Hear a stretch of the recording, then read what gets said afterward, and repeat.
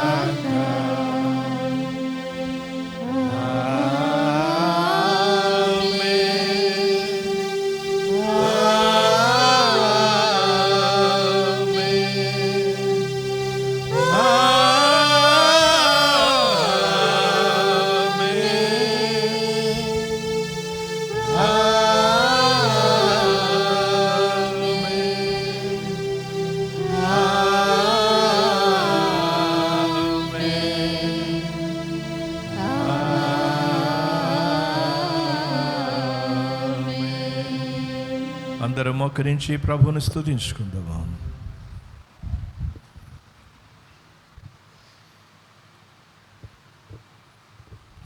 సర్వశక్తి గల తండ్రి, సర్వోన్నతుడా, మీకు వందనాలు స్తోత్రాలు చెల్లిస్తూ ఉన్నాం. మీ ఘనమైన మీ పరిశుద్ధమైన నామాన్ని బట్టి మిమ్మల్ని స్తుతిస్తూ మిమ్మల్ని ఆరాధించడానికి ఇచ్చిన ఈ దినాన్ని బట్టి మీకు వందనాలు చెల్లిస్తూ ఉన్నాం నాయన.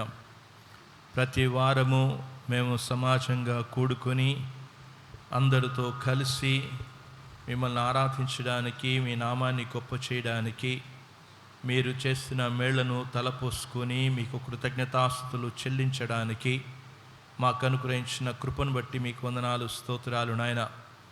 ఈ వారమంతా కూడా మీ యొక్క ప్రశస్తమైన రెక్కల క్రింద మమ్మల్ని దాచిపెట్టారు. మీకు వందనాలు స్తోత్రాలు చెల్లిస్తూ ఉన్నాం. మీ అరచేతిలో మమ్మల్ని దాచి ఉంచినందుకు మీకు వందనాలు నాయన. ఏ కీడు, ఏ ఆపద వాటిల్లకుండా మీరు మా ప్రాణములను కాపాడి మమ్మల్ని క్షేమంగా ఈ స్థలానికి తీసుకొచ్చారు. మీకు వందనాలు. అనేకమైన ప్రభువా ప్రయాణాలలో రాకపోకలందు మీరు తోడిని నడిపించినందుకు మీకు వందనాలు స్తోత్రాలు. మీరు చెప్పిన రీతిగా నీ రాకపోకలందు నీ దేవుడైన యెహోవా నీకు తోడై ఉండును అని చెప్పిన రీతిగా మీరు మాకు తోడుగా ఉండి నడిపించినందుకు మీకు వందనాలు స్తోత్రాలు. మా పాదములకు రాయి తగలకుండా మీ దూతలతో మమ్మల్ని ఎత్తి పట్టుకున్నందుకు మీకు వందనాలు స్తోత్రాలు నాయన. దేవా, ఎంత గొప్ప ఏర్పాటు మా పట్ల మీరు కలిగి మా కొరకు చేసిన విధానాన్ని బట్టి మీకు వందనాలు స్తోత్రాలు. మీరు చేసే మేళ్ళు అవి కంటికి కనబడలేదు, మా యొక్క హృదయానికి నాయన అగుపడలేదు కూడా, ఆలోచనకు అంతు కూడా లేదు. అలాంటి గొప్ప కార్యాలు మీరు చేసినందుకు మీకు వందనాలు, స్తోత్రాలు చెల్లిస్తూ ఉన్నాము నాయన.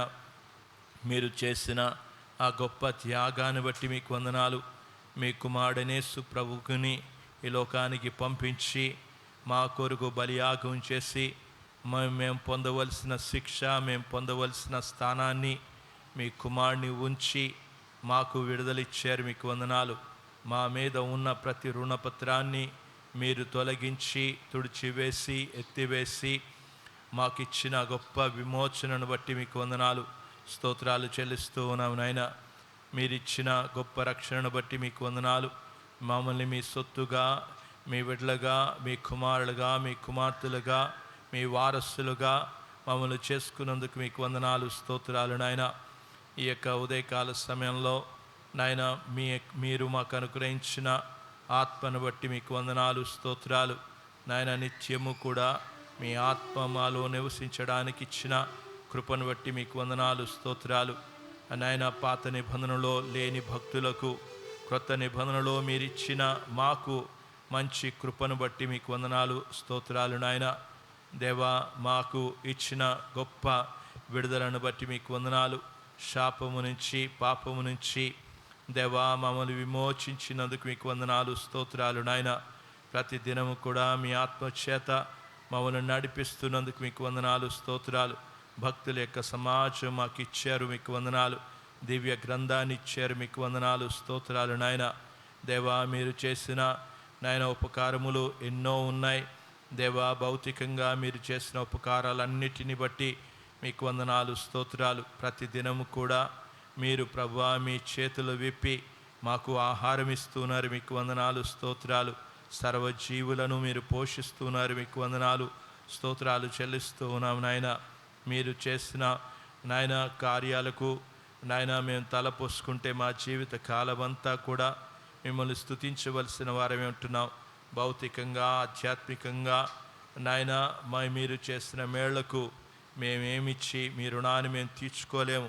కేవలం మీరు అనుగ్రహించిన రక్షణ పాత్ర చేత పట్టుకుని ఈ కొద్ది స్తుతి ఆరాధన మా ప్రభువును మా రక్షకుడైన యేసుక్రీస్తు ద్వారా మీకు సమర్పించుకుంటున్నాము తండ్రి, ఆమేన్.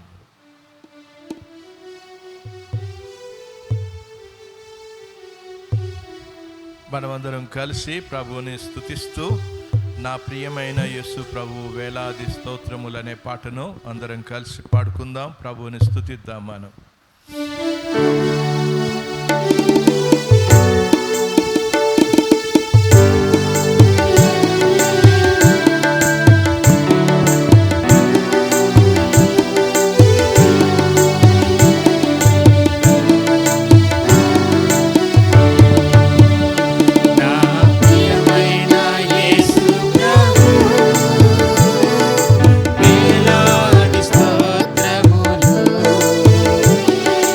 నీవే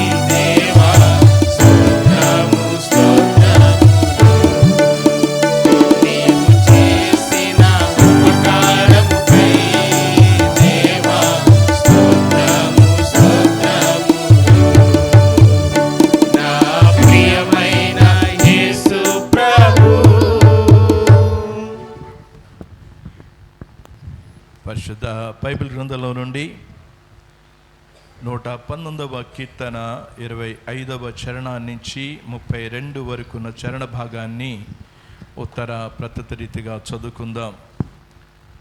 119వ కీర్తన 25వ చరణాన్ని నుంచి 32 వరకున్న చరణ భాగాన్ని ఉత్తర ప్రత్యత రీతిగా చదువుకుందాం. నా ప్రాణము మంటిని హత్తుకొనుచున్నది, నీ వాక్యము చేత నన్ను బ్రతికింపుము.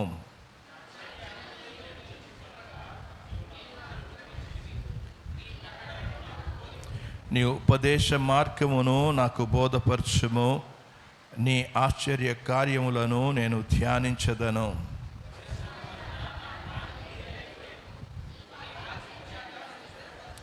కపటపు నడత నాకు దూరము చేయము, నీ ఉపదేశమును నాకు దయచేయము.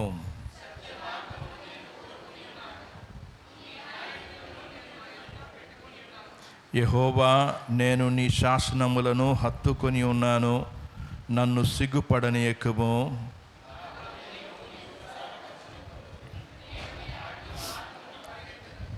చదవబడిన ఈ చరణ భాగమును దేవుడు మన వినికిడిలో దీవించునుగాక. ప్రియమైన వారరా, ఈ కీర్తన భాగాన్ని మనం అనేక వారాల నుంచి మనం ధ్యానం చేస్తూనే ఉన్నాం. ఇప్పటి వరకు ఈ కీర్తనకారుడు దేవుణ్ణి ప్రార్థన చేసిన 5 ప్రార్థనలను గురించి మనం ఆలోచన చేస్తూ వచ్చాం. ఈ రోజున 6వ ప్రార్థనలోనికి మనం వెళ్దాం. దేవుణ్ణి ఏ విధంగా మనవి చేస్తూ ఉన్నాడు, దేవుణ్ణి యాచిస్తూ ఉన్నాడో ఆ విషయము ఇందులో మనకు కనబడుతూ ఉంది. ఇది 30వ చరణాన్ని నుంచి 32 వరకున్న చరణ భాగంలో అతను దేవుణ్ణి ప్రార్థన చేస్తున్న ప్రార్థన విధానం అనేది మనకు కనబడుతూ ఉంది. ఈ ప్రార్థనలో రచయిత ఏమి చెయ్యాలనుకుంటున్నాడో, ఏమి నిర్ణయాలు తీసుకోవాలనుకుంటున్నాడో అది దేవుని దగ్గర చెప్పుకుంటూ ఉన్నాడు, ఒప్పుకుంటూ ఉన్నాడు కూడా. ఏమి చెయ్యాలి అసలు మనం గమనిస్తూ వచ్చాం. ఈ రచయిత చాలా భయంకరమైన పరిస్థితి గుండా వెళ్తూ ఉన్నట్లుగా చూస్తూ ఉన్నాం. నా ప్రాణము మంటిని హత్తుకొనుచున్నది అని చెప్పాడు. చాలా కృంగిపోయిన ఆ స్థితిలో ఉన్నట్లుగా ఈ కీర్తనకారుడిని మనం గమనిస్తూ ఉన్నాం.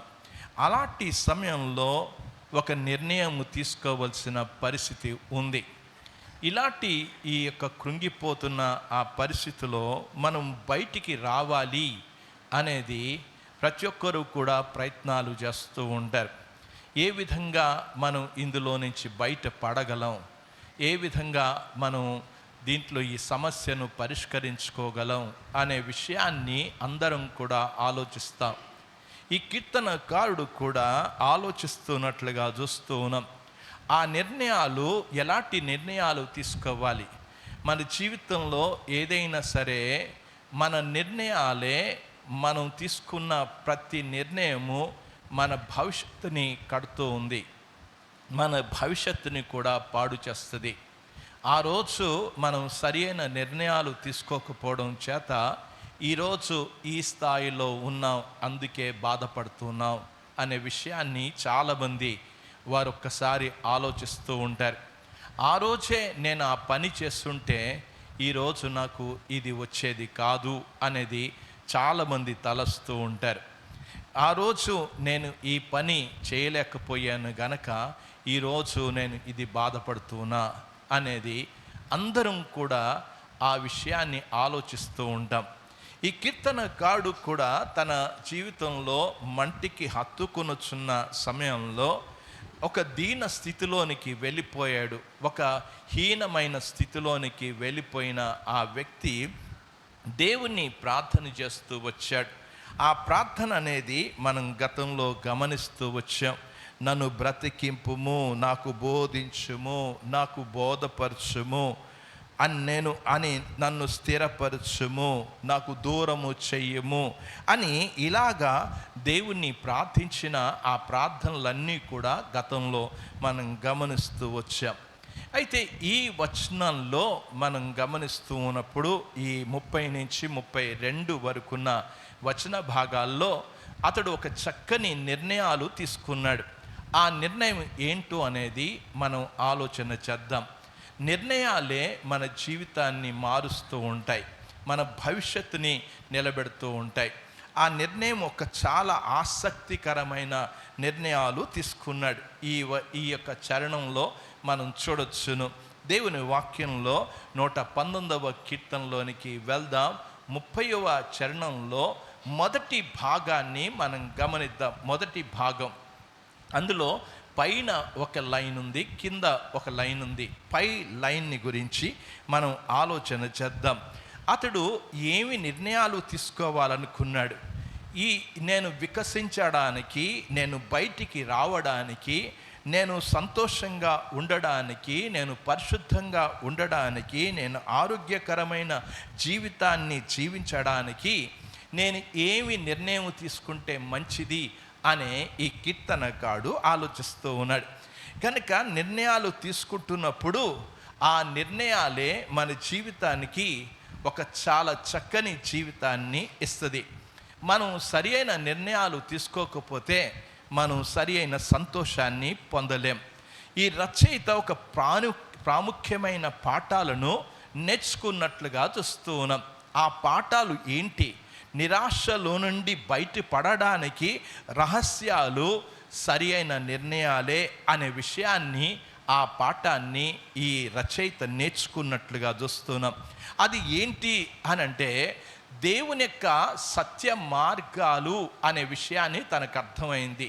ఆ సత్య మార్గాన్ని నేను ఎన్నుకుంటే అనే విషయాన్ని ఇప్పుడు చదువుతూ ఉన్నాను. చూడండి 30వ చరణంలో, సత్య మార్గమును నేను కోరుకొని ఉన్నాను అని అన్నాడు.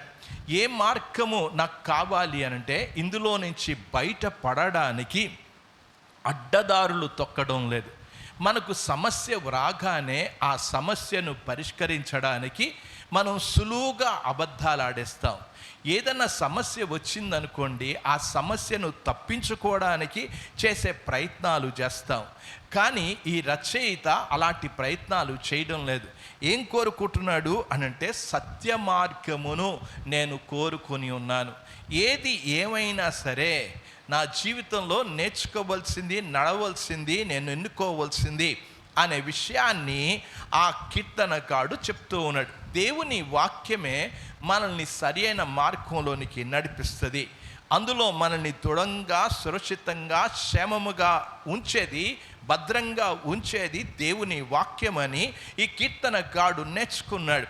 అందుకే పైన మనం చూస్తూ వచ్చాం. ఏమన్నాడు? కపట నడత అని చెప్పాడు. నాకు దూరం చే, అలాంటి నడతలు నాకు వద్దు. ఏ నడత కావాలి అనంటే, సత్య మార్గము అనే విషయాన్ని, సత్య మార్గాన్ని తెలుసుకోవాలి అనంటే మనం దేవుని వాక్యం మనకు అవగాహన కావాలి, అర్థం కావాలి. అందుకే ఈ కీర్తనకారుడు పైన ప్రార్థన చేస్తూ వచ్చాడు. దేవా అని ప్రార్థన చేశాడు. దేవా నన్ను బ్రతికింపుము, నాకు బోధించుము, బోధపరచుము అని దేవుని లేఖనాలు అర్థమవ్వడానికి అతడు ప్రార్థన చేసుకున్నట్లుగా చూస్తున్నాం.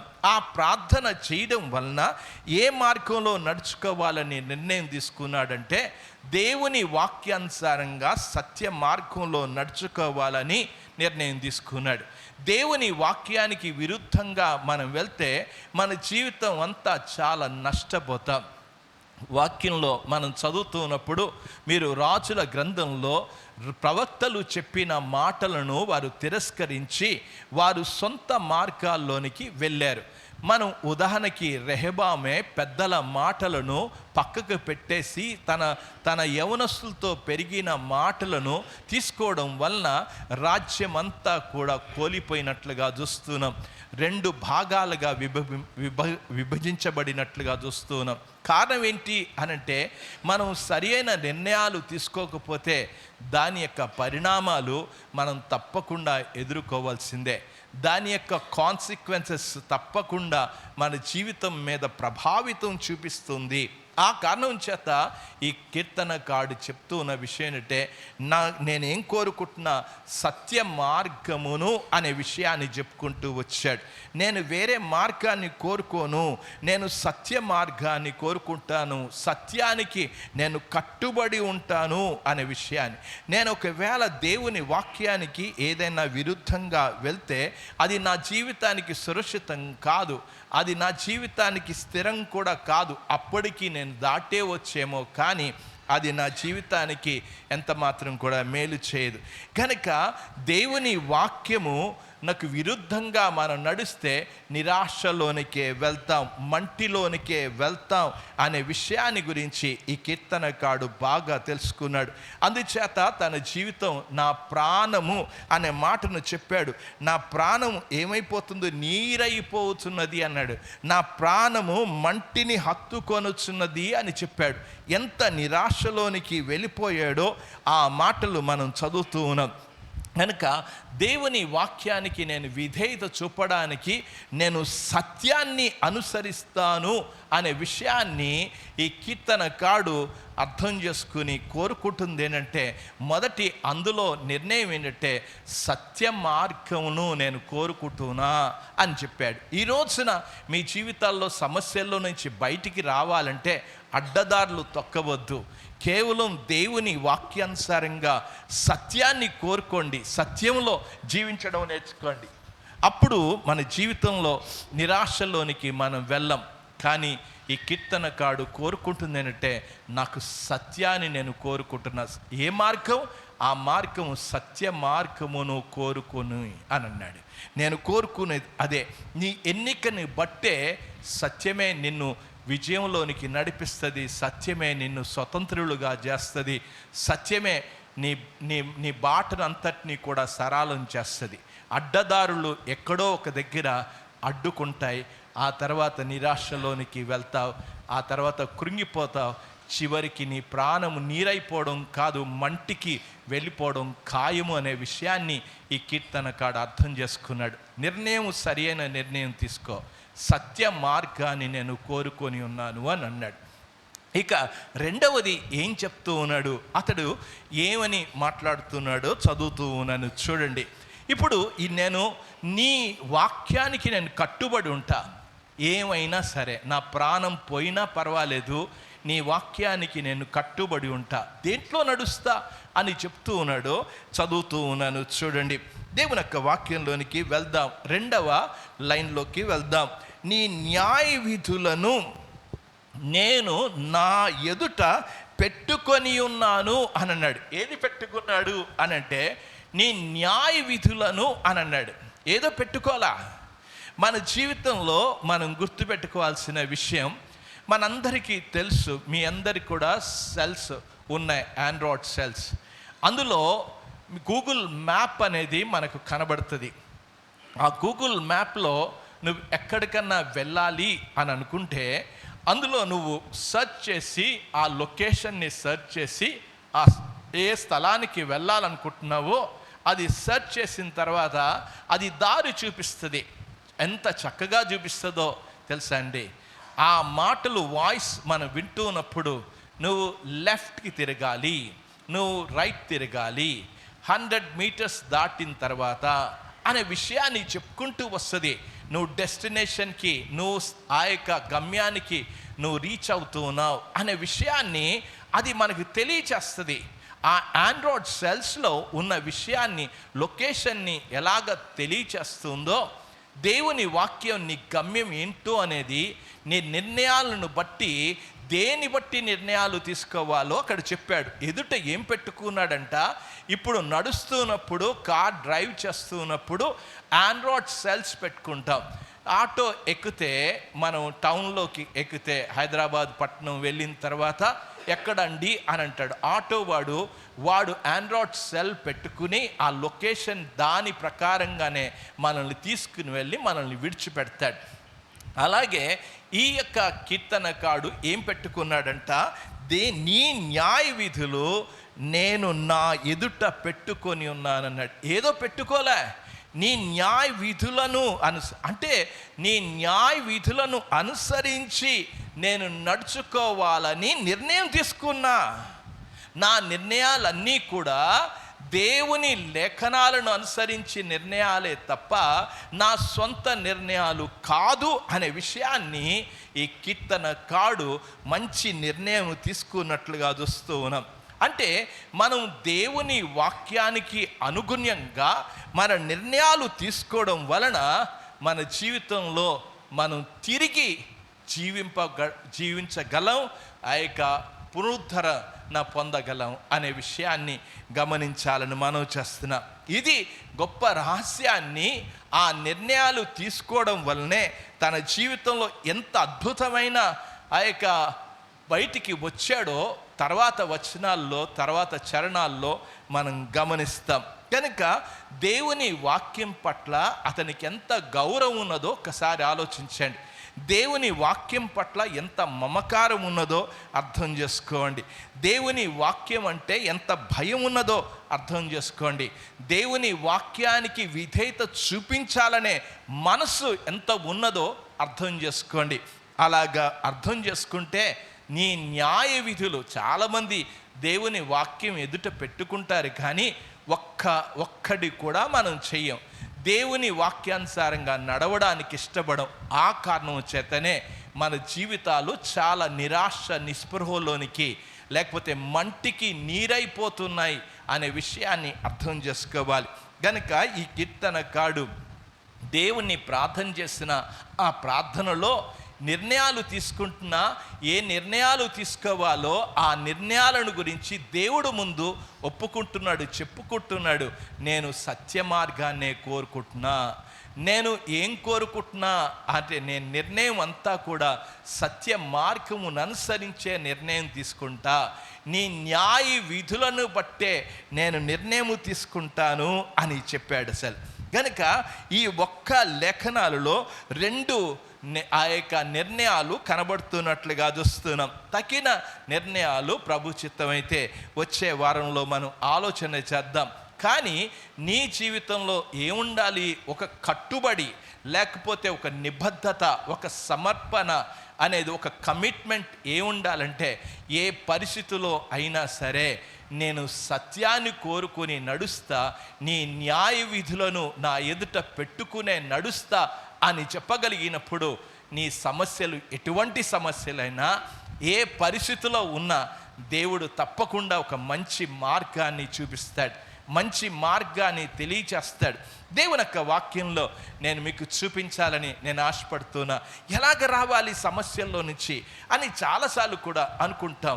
ఈ శోధన వచ్చిందండి, ఈ శోధన వచ్చింది, ఈ పరిస్థితి వచ్చింది, దేవుడు ఏం చేస్తాడు అనంటే, నువ్వు వాక్యం చదువుతున్నప్పుడు దేవుడు ఏం చేస్తాడో చాలా చక్కని విషయాన్ని కూడా బైబిల్ గ్రంథంలో మనకు రాసి ఉంచాడు.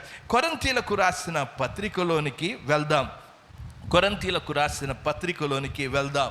ఆ మాటలు నేను చదువుతూ ఉన్నాను, చూడండి. మొదటి పత్రిక 10వ అధ్యాయంలోనికి వెళ్దాం. ఆ మాటలు నేను చదువుతూ ఉన్నాను. 13వ వచనంలో, సాధారణంగా మనుషులకు కలుగు శోధన తప్ప మరి ఏదీ మీకు సంభవింపలేదు. దేవుడు నమ్మదగినవాడు, మీరు సహింపగలిగినంత కంటే ఎక్కువగా ఆయన మిమ్మల్ని శోధింపబడనీయడు. అంతేకాదు ఏమన్నాడు? సహింపగలుగుటకు ఆయన శోధనలతో కూడా తప్పించుకొను మార్గము. ఆ మాట గమనించండి. దేవుడు ఒక మార్గాన్ని, ఈ సమస్యలో నుంచి బయటికి వెళ్ళడానికి దేవుడు మార్గాన్ని కూడా చూపిస్తాడు.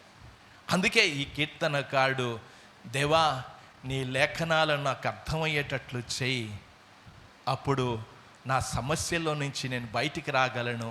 నీ సత్య మార్గాన్ని కోరుకుంటున్నా, నీ న్యాయ విధులే నా ఎదుట పెట్టుకొని నేను నడవాలనుకుంటున్నాను ప్రభువా, నాకు సహాయం చేయని దేవుని ప్రార్థించినట్లుగా చూస్తున్నావు. ఈ రోజున నీ సమస్యలు వచ్చినప్పుడు నువ్వేం చేస్తున్నావు, ఎలాంటి నిర్ణయాలు తీసుకుంటున్నావో ఒక్కసారి కూర్చుని ఆలోచించు. నీ నిర్ణయాలు దేవుని వాక్యానుసారం కానప్పుడు నువ్వు నిరాశలోనికి వెళ్తావు, నీ జీవితంలో కృంగుబాటులోకి వెళ్తావు, అధోగతిలోకి వెళ్తావు. అలాగే వెళ్లకుండా ఉండడానికి దేవుని వాక్యం ఇచ్చాడు. అంతేకాదు అక్కడ చెప్పాడు ఆ కీర్తనకారుడు ఎలా పరిగెడుతున్నాడు అని అన్నాడు. చూడండి, దేవుని వాక్యంలోనికి వెళ్దాం. ఆ 32వ వచనంలో అంటున్నాడు, నేను నీ ఆజ్ఞలను, నీ ఆజ్ఞ ఆ మాటలు చూడండి, ఆజ్ఞల మార్గమున ఎక్కడికో, నీ ఆజ్ఞల మార్గమున ఎక్కడికి పరిగెత్తాను, దేంట్లో ఆ లైన్లోనే పరిగెత్తుతా. మనకు తెలుసు, మనం ఒలింపిక్స్లో కానీ స్పోర్ట్స్లో కానీ వారికి ఒక గీత గీస్తారు అందరూ పరిగెత్తడానికి. నేను ఆ మార్గంలోనే వెళ్తా. నువ్వు ఆ మార్గంలో వెళ్ళావా, గమ్యం చేరుతావు, నీ జీవితం ఆశీర్వదింపబడుతుంది. ఈ రోజున ప్రియమైన వారరా, దేవుని వాక్యం నీ జీవితం నిరాశ నిస్పృహలో నుంచి బయటికి తీసుకొచ్చే ఇంత అద్భుతమైన వాక్యం దేవుడిస్తే ఈ వాక్యమే చదవ, ఈ వాక్యమే పక్కకి పెడతా. కనుక దేవుడు మనకి ఎంత దివ్యమైన గ్రంథాన్ని ఇచ్చాడో ఒకసారి ఆలోచించి ప్రభుని స్తుతిద్దామా? రండి, తలను మోస్తాం, ప్రభుని స్తుతిద్దాం. దేవా, ఎంత మంచి వాక్యం ఇచ్చేవయ్యా నువ్వు, నీకు స్తోత్రాలు, నీకు వందనాలు నాయనా. నిజంగా నీవు మీ వాక్యమే ఇవ్వకపోతే మేము బ్రతకలేం కదా ప్రభువా, మేము బ్రతకలేం. అసలు నీ వాక్యమే నన్ను బ్రతికించేది, నీ వాక్యమే నన్ను ప్రభువా లేవనెత్తేది, నీ వాక్యమే కావాలయ్యా అని ఎవరికి వాళ్ళమే ప్రార్థన చేసుకుంటూ ప్రభుకు సమర్పించుకుందాం. ఈ లోపల క్వైర్ వారందరూ కూడా వారు సిద్ధపడి మరొక పాట కొరకు వారు సిద్ధపడతారు, పాట పాడతారు కూడా. మొట్టమొదట మనం ప్రార్థన చేసుకుందాం, దేవుణ్ణి అడుగుదాం ఎవరికి వాళ్ళమే. ప్రభువా, నా జీవితంలో, నా బ్రతుకులో నీ వాక్యాన్ని విడిచి నేను తిరగడం వలన నా బ్రతుకు ఎంత అధోగతిలోనికి వెళ్ళిపోయిందో నాకు తెలుసయ్యా, నాకు తెలుసయ్యా.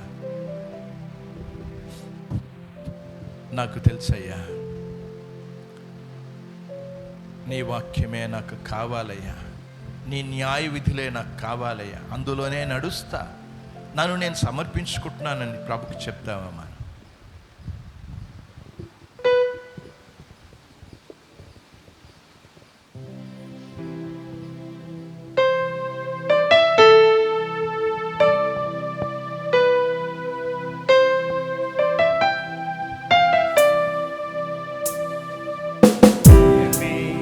లేదు దిగులే లేదు, నా జీవితమంతా ప్రభు చేతిలో.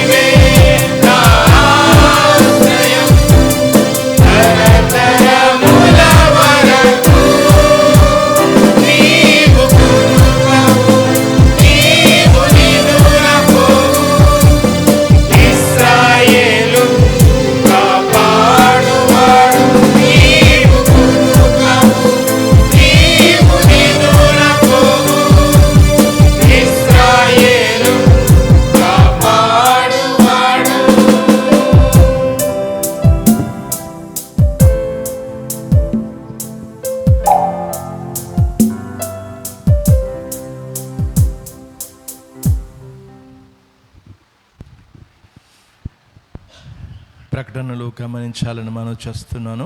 ఈరోజు సాయంకాలం 5 గంటలకు చుక్కవాడలో ఆరాధన ఉంటుంది. అదే సమయంలో రాత్రి 8 గంటలకు బైబిల్ క్లాస్ ఉంటుంది గూగుల్ మీట్లో. సామెతల గ్రంథం మీద ధ్యానాలు మనం చేస్తూ ఉన్నాం, బైబిల్ పఠన కూడా చేస్తూ ఉన్నాం. మంగళవారం సమయంలో 7:30 గంటలకు గృహ కూడికలు జరుగుతాయి.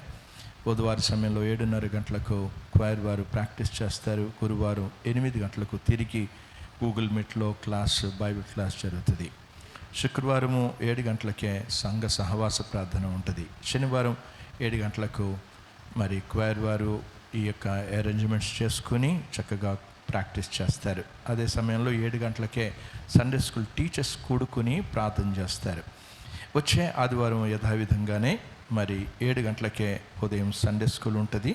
9:30 గంటలకు ఆరాధన ఉంటుంది. ప్రతి ఉదయం సాయంకాలము సంఘంలో సహవాస ప్రార్థనలు జరుగుతున్నాయి.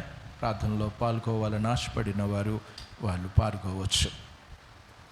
దేవుని యొక్క వాక్యంలోనికి వెళ్దాం. మరి యోహాను సువార్త 16వ అధ్యాయము, యోహాను సువార్త 16వ అధ్యాయము 7వ వచనం నుంచి 14 వరకు ఉన్న వచన భాగాన్ని మనం ఉత్తర ప్రత్యుత రీతిగా చదువుకుందాం. యోహాను సువార్త 16వ అధ్యాయం 7 నుంచి 14 వరకు ఉన్న వచన భాగాన్ని మనం ఉత్తర ప్రత్యుత రీతిగా చదువుకుందాం. ఈ వచన భాగాన్ని చదువుకునే ముందు మనం ప్రతిదినం దేవుని వాక్యాన్ని చదువుతున్నామా అనేది పరీక్షించుకోవడం చాలా అవసరం.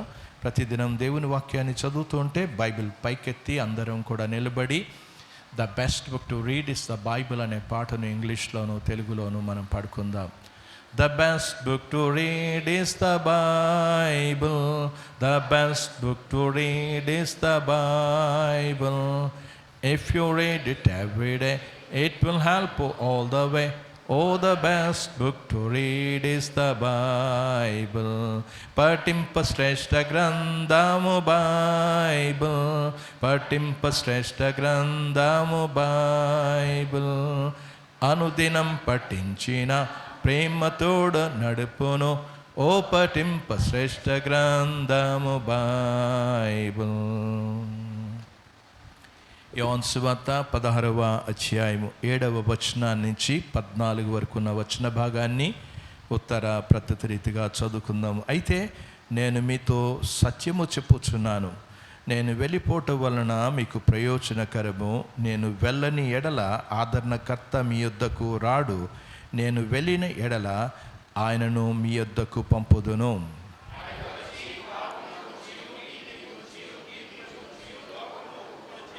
లోకులు నా యందు విశ్వాసం ఉంచలేదు గనక పాపమును గూర్చియు నేను తండ్రి యొద్దకు వెళ్ళటం వలన మీరిక నన్ను చూడరు గనక నీతిని గూర్చియు ఈ లోకాధికారి తీర్పు పొంది ఉన్నాడు గనక తీర్పును గూర్చియు ఒప్పుకొన చెయ్యను.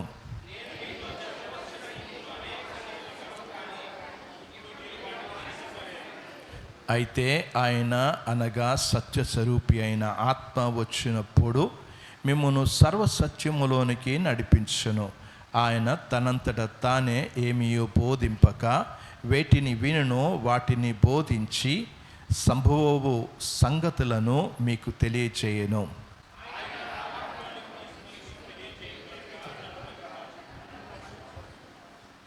చదవబడిన ఈ వాక్య భాగమును దేవుడు మన వెనుకల్లో దీవించునుగాక. ప్రార్థన చేసుకుందాం, ప్రభువుని అడుగుదాం. దేవా, ఈరోజు ఆధ్యాత్మిక విజయంలో ఆ మాటలు మేము వింటూ ఉన్నప్పుడు, అంశాన్ని గురించి ధ్యానం చేస్తున్నప్పుడు ఈరోజు మాతో ఏమి మాట్లాడాలని మీరు ఇష్టపడుతున్నారో మాతో మాట్లాడండి నాయనా అని దేవుణ్ణి ప్రార్థన చేసుకుందామా. ఎవరికి వాళ్ళమే మన హృదయాలు దేవుని వైపు తిప్పుకుందాం. మన చెవులు, మన కనులు, మన మనస్సులు దేవుని వైపు త్రిప్పుకుందాం. మీరు అనాలోచనగా ఉండవద్దు. దేవుని వాక్యాన్ని వింటున్నప్పుడు మనసు పెట్టి శ్రద్ధతో ఆలకించడం అనేది చాలా అవసరం. దేవా, నా మనసు అటు ఇటు పోనీవద్దు నాయనా. నా మనసు నీ వాక్యం మీద నిలుపుటకు కేంద్రీకృతం చేయడానికి నాకు సహాయం చేయి. నీ శక్తి నీవు యోగ్యమైన మంచి మనసుతో వినడానికి నాకు సహాయం చేయనైనా అని దేవుణ్ణి ప్రార్థన చేసుకుందామా? మనం వినడానికి సిద్ధపడితే ప్రభువు మాట్లాడడానికి ఉన్నాడు. కానీ మనం వినడానికి ఇష్టపడనప్పుడు దేవుడు మనతో మాట్లాడాడు. కనుక దేవా, నీ మాటలు నేను వినడానికి వచ్చానయ్యా, నాతో మాట్లాడు. నేను ఈ స్థలముకి కాలక్షేపం కొరకు రాలేదు, దేవుని సన్నిధికి వచ్చి చూచి వెళ్ళిపోవడానికి కాదు. నాతో మాట్లాడు నాయనా అని దేవుణ్ణి అడుగుకుందాం, దేవుణ్ణి ప్రార్థన చేసుకుందాం. ప్రేమగల తండ్రి, మీకు వందనాలు చెల్లిస్తూ ఉన్నాం నాయన. మీ వాక్యాన్ని మేము వినడానికి ఆశతో మీ సన్నిధానానికి వచ్చాం. మీ స్వరం మాకు వినిపించండి, మీ మాటలు మాకు వినిపించండి.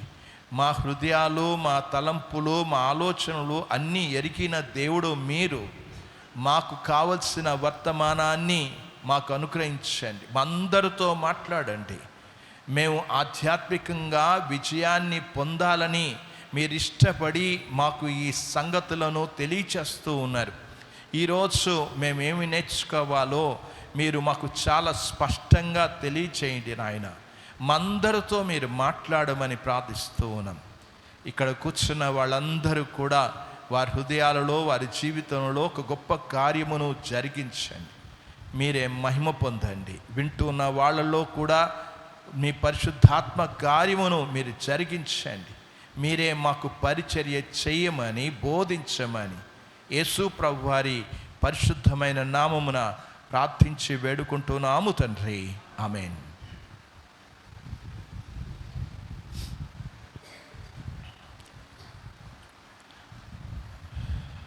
ప్రభు యేసుక్రీస్తు నామమున మీ అందరికీ కూడా శుభాలు తెలియజేస్తూ ఉన్నాను. మనం గత కొన్ని వారాల నుంచి ఆధ్యాత్మిక విజయము అనే అంశాన్ని గురించి మనం ఆలోచన చేస్తూ ఉన్నాం. చాలాసార్లు కూడా మనం ఓడిపోతున్నాం. నేను ఇంతకాలం ప్రభువుని అంగీకరించి నేను బాప్తిసం తీసుకొని చర్చికి వస్తూ ఉన్నా. నేను కొన్ని వ్యసనాల మీద నేను జయం పొందలేకపోయాను. నేను ఇలాంటి పాపంలో నుంచి నేను బయటికి రాలేకపోయాను. నాలో కొన్నిసార్లు బయటికి మాత్రం నేను పరిసైడ్లాగా కనబడుతున్నాను, కానీ నా అంతరంగంలో ఉన్న ఆ యొక్క పాపం మాత్రం నేను తొలగించుకోలేకపోయాను అని చాలామంది బాధపడుతున్న వాళ్ళు ఎంతోమంది ఉన్నారు. అయితే వాటిని గురించి మనం ఆలోచన చేస్తూ లేఖన భాగాలను మీకు అనేకంగా మీ ఎదుట ఉంచి మీతో సంభాషించడం జరిగింది. దేవుని వాక్యంలో మనం ధ్యానం చేస్తూ వచ్చాం. పాత నిబంధన లేఖనాల నుంచి, క్రొత్త నిబంధన లేఖనాల్లో నుంచి మనం ఎలాగ ఆధ్యాత్మిక విజయాన్ని మనం సాధించగలము అనే దాన్ని గురించి మనం ఆలోచన చేస్తూనే ఉన్నాం. అయితే ఈ వారమున మరికొంత మనం ముందుకు వెళ్దాం. ఈరోజు మనం యేసుక్రీస్తునందు విశ్వాసం ఉంచినప్పుడే ఆధ్యాత్మిక విజయాన్ని మనం సాధించగలం. యేసుక్రీస్తునందు విశ్వాసం ఉంచినప్పుడు మన జీవితాల్లో ఏమి జరుగుతుంది అనంటే, మేమందరం కూడా యేసుక్రీస్తునందు విశ్వాసం ఉంచే ఇక్కడికి వచ్చాం కదా అని చాలామంది భావించవచ్చు. కానీ ఆ భావన అనేది మీరు విశ్వసించింది సమంజసమా కాదా అనే విషయాన్ని లేఖన భాగాల్లో నుంచి ఎవరికి వాళ్ళమే మనం పరిశోధన చేసుకుందాం. దేవుని లేఖనాలు దేవుడు మనకు చాలా స్పష్టంగా ఇచ్చాడు. ఒకరు ఆధ్యాత్మికంగా జీవితంలో ఎదగాలి అనంటే మొట్టమొదట యేసుక్రీస్తునందు విశ్వాసం ఉంచాలి. యేసుక్రీస్తునందు విశ్వాసం ఉంచకుండా ఆధ్యాత్మిక జీవితంలో ఎదుగుదల అనేది కనబడుతూ, అంత మాత్రమే కాదు, యేసుక్రీస్తునందు విశ్వాసం ఉంచిన తర్వాత ఏ క్షణంలో యేసుక్రీస్తునందు విశ్వాసం ఉంచామో ఆ క్షణంలో జరిగిన సంఘటనను గురించి మనం అవగాహన అనేది కూడా కావాలి. యేసుక్రీస్తునందు విశ్వాసం ఉంచామని చెప్తూ ఉంటారు. వారి జీవితంలో చాలా విషయాలు వారికి అర్థం చేసుకుంటే, అరే నేను నిజంగా యేసు ప్రభునందు విశ్వాసం ఉంచానా, విశ్వాసం ఉంచితే ఇది ఎందుకు జరగలేదు అనే విషయాన్ని నీకు అర్థమవుతుంది. అసలు ఇది చాలా క్లిష్టమైనది, ఇది చాలా ప్రాముఖ్యమైనది. యేసుక్రీస్తునందు విశ్వాసం ఉంచడమే చాలా చాలా ప్రాముఖ్యం. అసలు యేసు ప్రభునందు విశ్వాసం ఉంచినప్పుడు మనలో 2 వాస్తవాలు గ్రహించాలి. మనం 2 వాస్తవాలను గ్రహించవలసిన అవసరత ఉంది. అది దేవుని వాక్యానుసారంగా మనం గమనించగలం. యేసుక్రీస్తునందు విశ్వాసం ఉంచగానే ఏం జరుగుతుంది అనంటే, యేసు ప్రభునందు విశ్వాసం ఉంచగానే దేవుని యొక్క ఆత్మ మనలో నివాసము చేస్తాడు. అది మొట్టమొదట జరగాలి. ఇది జరగవలసిన అవసరతను గురించి చెప్తూ ఉన్నాను. అందుకే మనం యోహాను సువార్త 16వ అధ్యాయంలో మనం చదువుకుంటూ వచ్చాం. 7వ వచనం నుంచి 14 వరకు ఉన్న వచన భాగాన్ని మనం చదువుకున్నాం. యేసు ప్రభువారు చెప్పిన మాటలను గురించి మనం అక్కడే చూడొచ్చు. అసలు యేసు ప్రభునందు విశ్వాసం ఉంచినప్పుడు జరిగే విషయాలను గురించి చదువుతూ ఉన్నాను.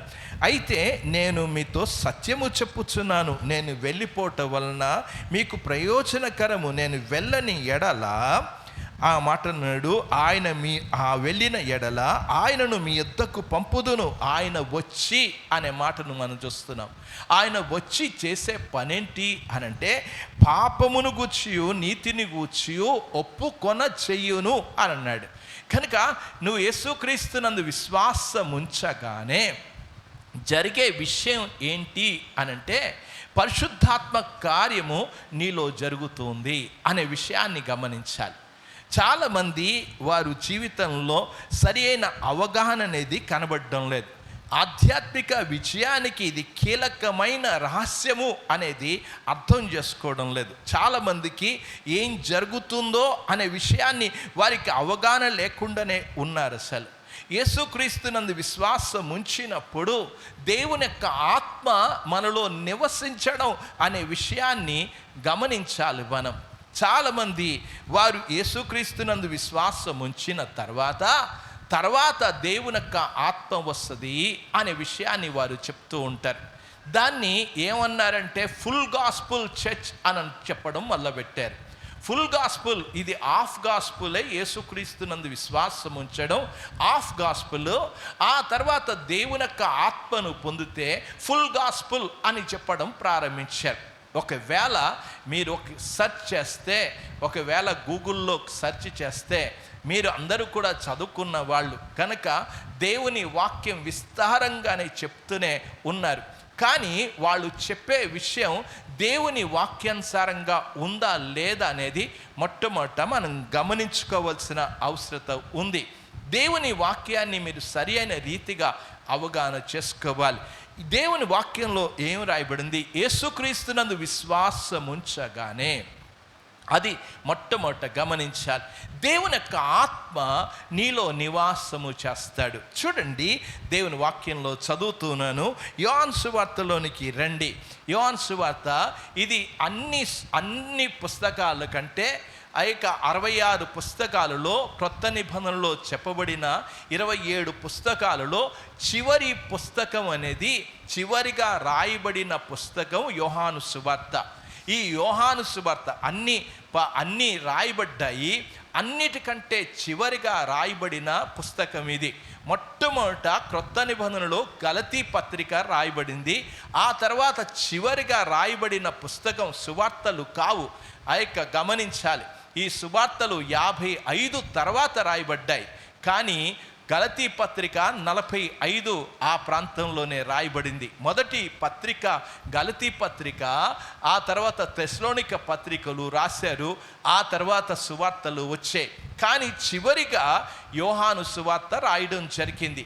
యోహాను సువార్తలో జరిగిన విషయం అంటే, డిస్పెన్సేషన్ అనేది ఏమేమి మార్పులు జరిగాయో వాటన్నిటినీ కూడా దేవుడు తనతో చాలా స్పష్టంగా మాట్లాడడం చేత యోహాను సువార్త చాలా చక్కగా చివరిలో రాసుకుంటూ వచ్చాడు. యోహాను సువార్త 7వ అధ్యాయానికి మనం వెళ్దాం. ఈ 39వ వచనంలో చదువుతున్నాను. తన యందు విశ్వాసముంచువారు పొందబోవు ఆత్మను గూర్చి అనే మాట ఉంది. ఎప్పుడు పొందుతాం అని చెప్పాడు, తన యందు విశ్వాసముంచినప్పుడు అనే విషయాన్ని చెప్పాడు. గనక ఎప్పుడైతే యేసుక్రీస్తునందు విశ్వాసం ఉంచామో దేవుని యొక్క ఆత్మ మనలో పనిచేయడం ప్రారంభిస్తాడు. ఇది చాలా చక్కగా అర్థం చేసుకోవాలి. ఈ విషయాలు అర్థం చేసుకోకపోతే మీరు చాలా తప్పుడు సిద్ధాంతాల్లో, తప్పుడు బోధల్లో ఉన్నారని మిమ్మల్ని మీరే ఒక్కసారి యోచించుకోవాల్సిన అవసరత ఉంది.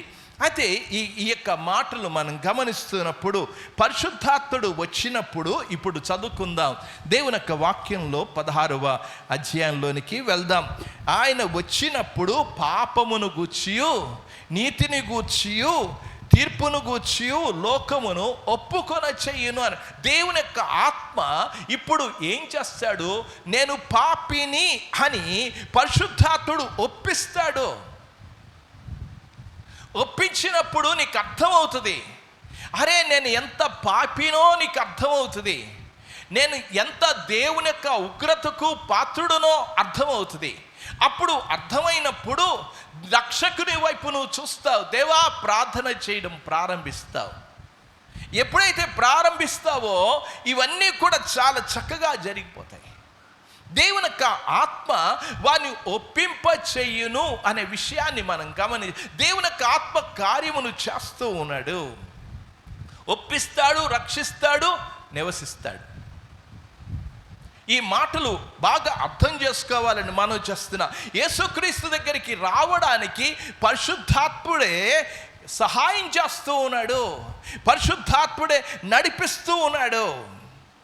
ఆ విధంగా రావడం చేత మనం ఇప్పుడు యేసుక్రీస్తునందు విశ్వాసం ఉంచడం ద్వారా మనం కృపచేత రక్షింపబడుతూ ఉన్నాం.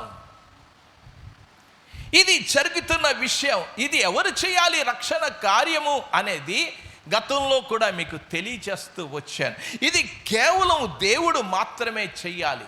నీ అంతటా నీవు ఆ యొక్క రక్షణలోనికి వచ్చావు. నీ పాత్ర ఏంటంటే విశ్వాసం ఉంచడం నీ పాత్ర, కార్యం చేయడం ఆయన పాత్ర. కనుక కృపచేత మనం రక్షింపబడతాం. దేవుని యొక్క వాక్యంలో ఆ యొక్క సమూయేలు మొదటి గ్రంథంలోనికి వెళ్దాం. 2వ అధ్యాయంలో హన్నా చాలా చక్కని ప్రార్థన చేసింది. ఆ ప్రార్థనలో తాను చాలా చక్కని విషయాలను కూడా మనకు తెలియజేయడం జరిగింది. అసలు దేవుని యొక్క వాక్యంలో 6వ వచనంలో 2వ అధ్యాయము 6వ వచనం, ఆయన జనులను మాట్లాడుతాడు, జనులను సజీవులుగాను మృతులుగాను చేయువాడు యెహోవాయే అని అన్నాడు. ఏంటి మనం దేంట్లో ఉన్నాం అనంటే, మనం అపరాధముల చేత పాపము చేత చచ్చిన మనల్ని బ్రతికించగలిగిన వాడు ఆయన, మనం కాదు అనే విషయాన్ని అర్థం చేసుకోవాలి. అందుకే అంటాడు, పాతాళమునకు పంపుచు అందులో నుండి రప్పించుచుండు వాడు ఆయనే, ఆయన చేయాలి ఈ కార్యం. కనుక రక్షణ కార్యం అనేది ఆయన చేసిన ఏర్పాటు, ఆయన చేసిన పని. ఇది మనం చేసేది కాదు. అసలు మన పాత్ర ఏంటంటే విశ్వాసం ఉంచడమే మన పాత్ర. మనం స్వాభావికంగా, మీరు ఎఫ్ఎస్సిలోకి రాసిన పత్రికలోనికి వెళ్తే 2వ అధ్యాయంలో మనం చదువుతూ ఉన్నప్పుడు మనం స్వాభావికంగా మనం దైవ ఉగ్రతకు పాత్రులము అని చెప్పుకుంటూ వచ్చాడు. ఎఫ్ఎస్సిలోకి రాసిన పత్రిక 2వ అధ్యాయంలో ఈ మాటలు నేను చదువుతున్నాను. 3వ వచనంలో, వారితో కలిసి మనం అందరము శరీరము యొక్కయు మనసు యొక్కయు కోరికలను నెరవేర్చుకొనొచ్చు, మనం శరీరమును అనుసరించి మునుపు ప్రవర్తించుచు కడమ వారి వలనే స్వభావ సిద్ధముగా దైవ ఉగ్రతకు పాత్రులమై ఉంటిమి. పాత్రులం మనం, దేవుని యొక్క ఉగ్రతకు పాత్రులం, దేవుని యొక్క తీర్పునకు పాత్రులం. ఇప్పుడు పరిశుద్ధాత్ముడు ఏం చేశాడు అనంటే, మనల్ని పాపమును ఒప్పింపజేశాడు, దోషులను నిర్ధారణ చేశాడు. ఆ నిర్ధారణ చేయడం వలన ఇప్పుడు ఏమవుతుంది? పాపమును దేవుని సన్నిధిలో ఒప్పుకుంటున్నాం. యేసుక్రీస్తునందు విశ్వాసం ఉంచాం, పరిశుద్ధాత్ముడు మనలో కార్యం చేయడం ప్రారంభించాడు. ప్రియమైన వారడా, అందుచేతనే మొట్టమొదట ఇది చాలా స్పష్టంగా అర్థం చేసుకోవాలని మనవి చేస్తున్నాను. పరిశుద్ధాత్మ వలన ఒప్పుదల జరుగుతుంది. నా అంతటా నేను ఒప్పుకోను. అందుకే చాలామంది వారి జీవితాలలో వారు పాపమును సరిచేసుకోకపోవడానికి కారణం, ఒప్పుకోకపోవడానికి కారణం, బయట పడకపోవడానికి కారణం ఏంటంటే వారు శరీర రీతిగా వారు క్రైస్తవ్యంలో మతంలో ఉన్నారు, వారు క్రీస్తులో లేరు, వారు క్రీస్తునందు విశ్వాసం ఉంచలేదు, మతంలో విశ్వాసం ఉంచారు. అందుచేతనే వారి జీవితంలో సరిగ్గా ఉండవు. యేసు ప్రభు వారిని విశ్వాసం ఉంచడం అనే విషయాన్ని గురించి మనకు చాలా స్పష్టంగా అర్థమవుతూ ఉంది.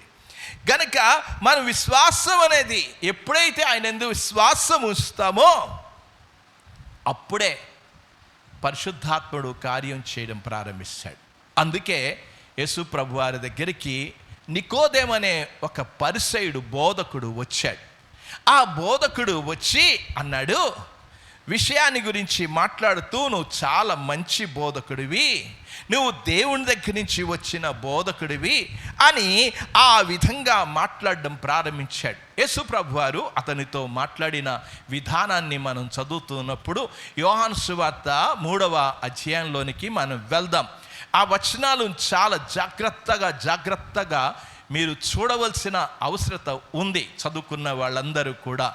కనుక ఆయా సంఘాలకు వెళ్తున్న వాళ్ళు కూడా చాలా జాగ్రత్తగా ఈ విషయాన్ని గమనించాలి కూడా.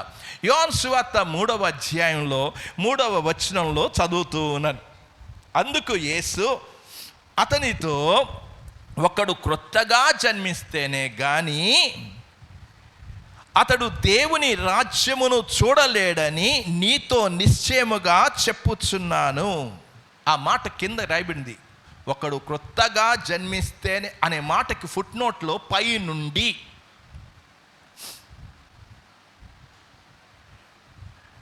నుండి ఆ మాట ఫుట్ నోట్లో ఉంది చూడండి. పై నుండి అనంటే నీ భౌతిక జన్మ కాదు, మరొక జన్మ కాదు.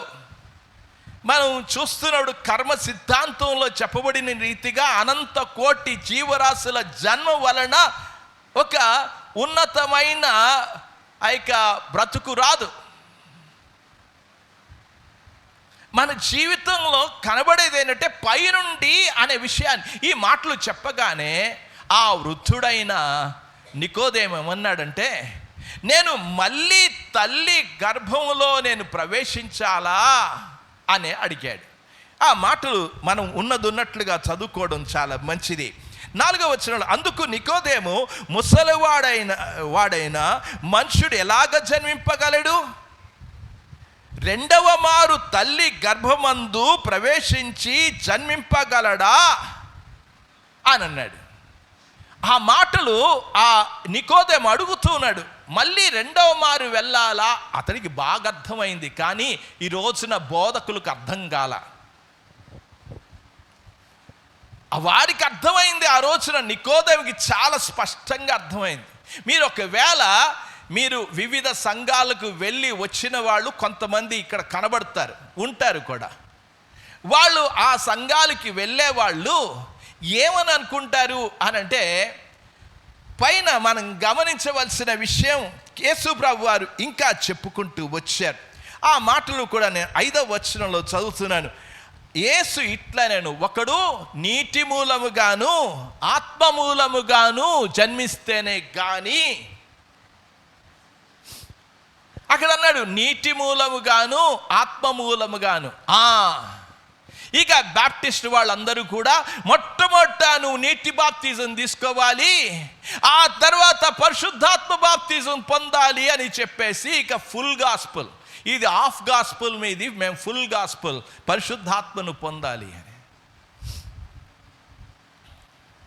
ఇక్కడ చాలా జాగ్రత్తగా గమనించవలసిన అవసరత ఉంది. నికోదేముకి బాగా అర్థమైంది, నీటి మూలముగా అంటే నేను తల్లి గర్భములో నుంచి బయటికి రావడం అనే విషయాన్ని అర్థమైంది. బాప్తిజం గురించి చెప్పలేదు అక్కడ. ఇక మన ఇష్టమే కనుక అక్కడ తల్లి గర్భంలో నుంచి నేను బయటికి రావాలి, అది శారీరక జన్మ. అర్థం అవ్వాలి.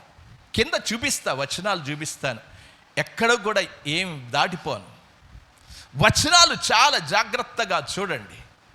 అరే ఎందుకు ఇలాగాలు వారికి ఏంటంటే ఒక వచనం పట్టుకుని వచనాన్ని బట్టి అక్కడికి వెళ్ళిపోయి బోధ చేయడం కాదు. వచనాల్లో కాంటెక్స్ట్లో ఉండండి, సందర్భంలో ఉండండి. ఆ వచనాన్ని చదువుతూ ఉన్నాను చూడండి.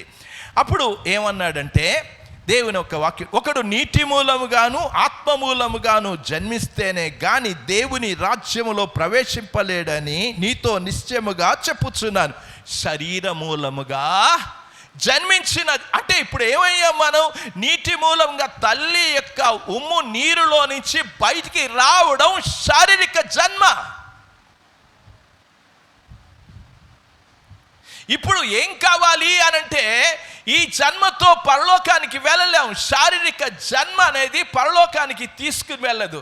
శారీరక జన్మ అనేది ఇది పాపముతో నిండిపోయింది, పాప స్వభావంతో నిండిపోయింది. దైవ ఉగ్రతకు పాత్రులము, పాపము అపరాధముల చేత చచ్చిన వారం మనం. ఇది పరలోకానికి వెళ్దు. ఇప్పుడు ఏం కావాలి అనంటే పైనుండి జన్మ అని అన్నాడు, ఆత్మ మూలముగా. ఎలాగా ఆత్మ మూలముగా? అక్కడే మనం గమనిద్దాం. దేవుని యొక్క వాక్యంలోనికి వెళ్దాం. నికోదేముతో చాలా స్పష్టంగా మాట్లాడుతూ వచ్చాడు. ఆ వచనాల్లో చదువుతూ ఉన్నాను చూడండి. అక్కడ మాట్లాడు, మీరు 7వ వచనంలో మీరు క్రొత్తగా జన్మింపవలనని నేను నీతో చెప్పినందున ఆశ్చర్యపడవద్దు. గాలి తనకిష్టమైన చోటు విసురును, నీవు దాని శబ్దమును విందువే గాని అది ఎక్కడి నుండి వచ్చునో ఎక్కడికి పోవునో నీకు తెలియదు. ఆత్మమూలముగా జన్మించిన ప్రతివాడును. ఇప్పుడు ఏమైంది? పరిశుద్ధాత్ముడు వచ్చేసి కింద పడేసి భాషలు మాట్లాడేసి దొల్లగిల్లేసి పడిపోవడం అది కాదు. ఇక్కడ ఏం జరుగుతుంది? ఏమన్నా కనబడుతుందానంటే పరిశుద్ధాత్ముడు లోపలికి రావడం అనేది, ఈ స్థలం నుంచి గాలి వస్తుంది, పైనుంచి గాలి వస్తుంది కానీ అది నాకు కనబడ్డంలా. కానీ దాని యొక్క కదలికలు కనబడుతూ ఉన్నాయి. నేను ఇక్కడ పేపర్ పెట్టుకుంటే ఇదంతా కూడా కదులుతూ ఉంది. దేవుని యొక్క ఆత్మ కార్యము నీలో కనబడుతుంది. ఇప్పుడు ఏం చేస్తావు? పరిశుద్ధాత్ముడు ఎప్పుడైతే నువ్వు యేసుక్రీస్తునందు విశ్వాసం ఉంచగానే పరిశుద్ధాత్ముడు కార్యము చేయడం ప్రారంభించి నీలో నివసిస్తాడో అప్పుడు అర్థమవుతుంది. ఒకవేళ మన జీవితంలో దేవుని యొక్క ఆత్మ కార్యము చేస్తూ ఉన్నప్పుడు నువ్వు తృణీకరిస్తే ఎవరు చేయాలి ఇది? దేవుని యొక్క వాక్యంలో చదువుతూ ఉన్నాను చూడండి. యాకోబు రాసిన పత్రికలోనికి రండి. యాకోబు రాసిన పత్రికలో 1వ అధ్యాయంలోనికి వెళ్దాం. యాకోబు రాసిన పత్రిక 1వ అధ్యాయము చివరి వచనం 18వ వచనంలో చదువుతున్నాను. ఆయన తాను సృష్టించిన వాటిలో మనం ప్రథమ ఫలముగా ఉండునట్లు సత్యవాక్యము వలన తన సంకల్పం ఏది విన్నప్పుడు, దేవుని వాక్యాన్ని విన్నప్పుడు దేవుడిని హృదయంలో కార్యము చేస్తున్నాడు పరిశుద్ధాత్ముడు. అప్పుడు నువ్వు జన్మిస్తున్నావు. ఇది వద్దు, దేవుని వాక్యం వద్దండి అని అనుకుంటే నువ్వు నిత్య జీవానికి నువ్వు వారసుడుగా అవ్వడానికి ఇష్టపడడం లేదు అని అర్థం చేసుకోవాలి. అపోస్తలుల కార్యంలోనికి వెళ్దాం. 13వ అధ్యాయంలో దేవుని వాక్యాన్ని చెప్పడానికి వెళ్తే వాళ్ళు అనుకున్నారంట, మాకు వద్దయ్యా అని అనుకున్నారు. వారు తృణీకరించారు.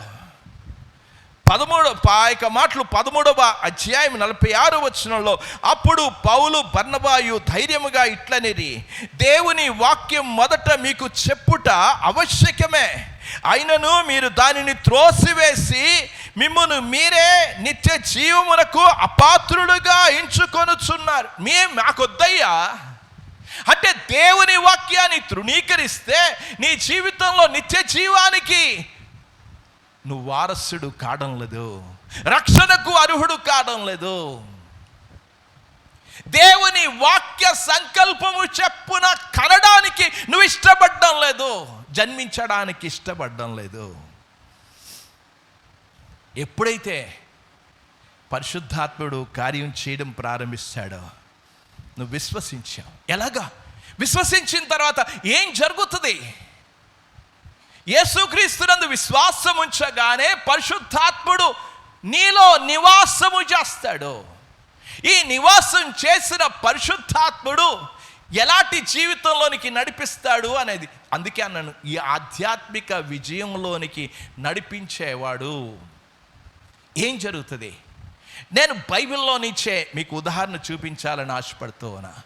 హెచ్కేలు గ్రంథానికి వెళ్దాం, 36వ అధ్యాయంలోనికి వెళ్దాం. వారు ఎలాంటి జీవితాన్ని జీవిస్తూ ఉన్నారో ఇశ్రాయేలు ప్రజలను ఉద్దేశించి ప్రభువు మాట్లాడిన ఆ మాటలు ఉన్నాయి. 22వ వచనంలో, కాబట్టి ఇశ్రాయేలుకు ఈ మాట ప్రకటన చేయము, ప్రభువుకు యెహోవా సెలవిచ్చిందేమనగా, ఇశ్రాయేలరా మీ నిమిత్తము కాదు కానీ అన్యజనులలో మీ చేత దూషణ నొందిన నా పరిశుద్ధ నామము నిమిత్తము.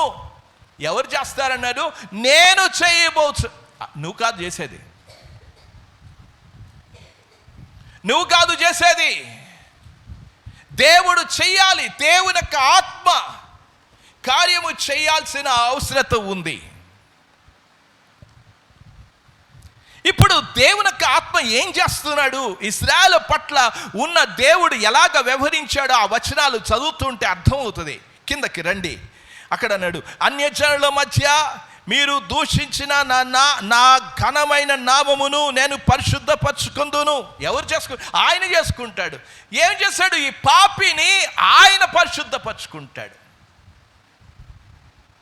ఈ పాపిని పరిశుద్ధాత్ముడు లోపల ఉండడం చేత ఈ పరిశుద్ధాత్ముడే సరి అయిన మార్గంలోనికి నడిపిస్తాడు. కిందకి ఇంటికి వెళ్ళిన తర్వాత చదవండి, 27 వచనాల వరకు చదవండి.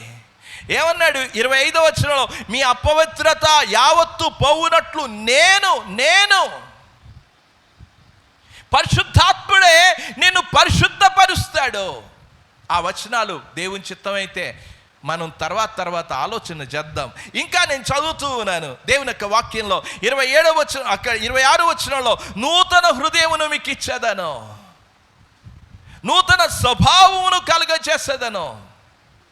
అక్కడ బాగా గమనించాలి, బాగా చదవాలి.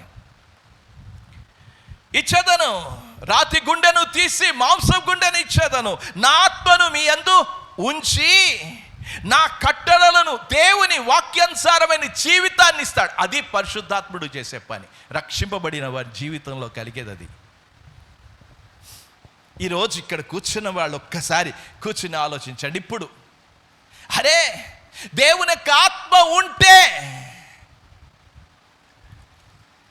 నేను ఇలాగ నడుస్తానా, ఇలా జీవిస్తానా?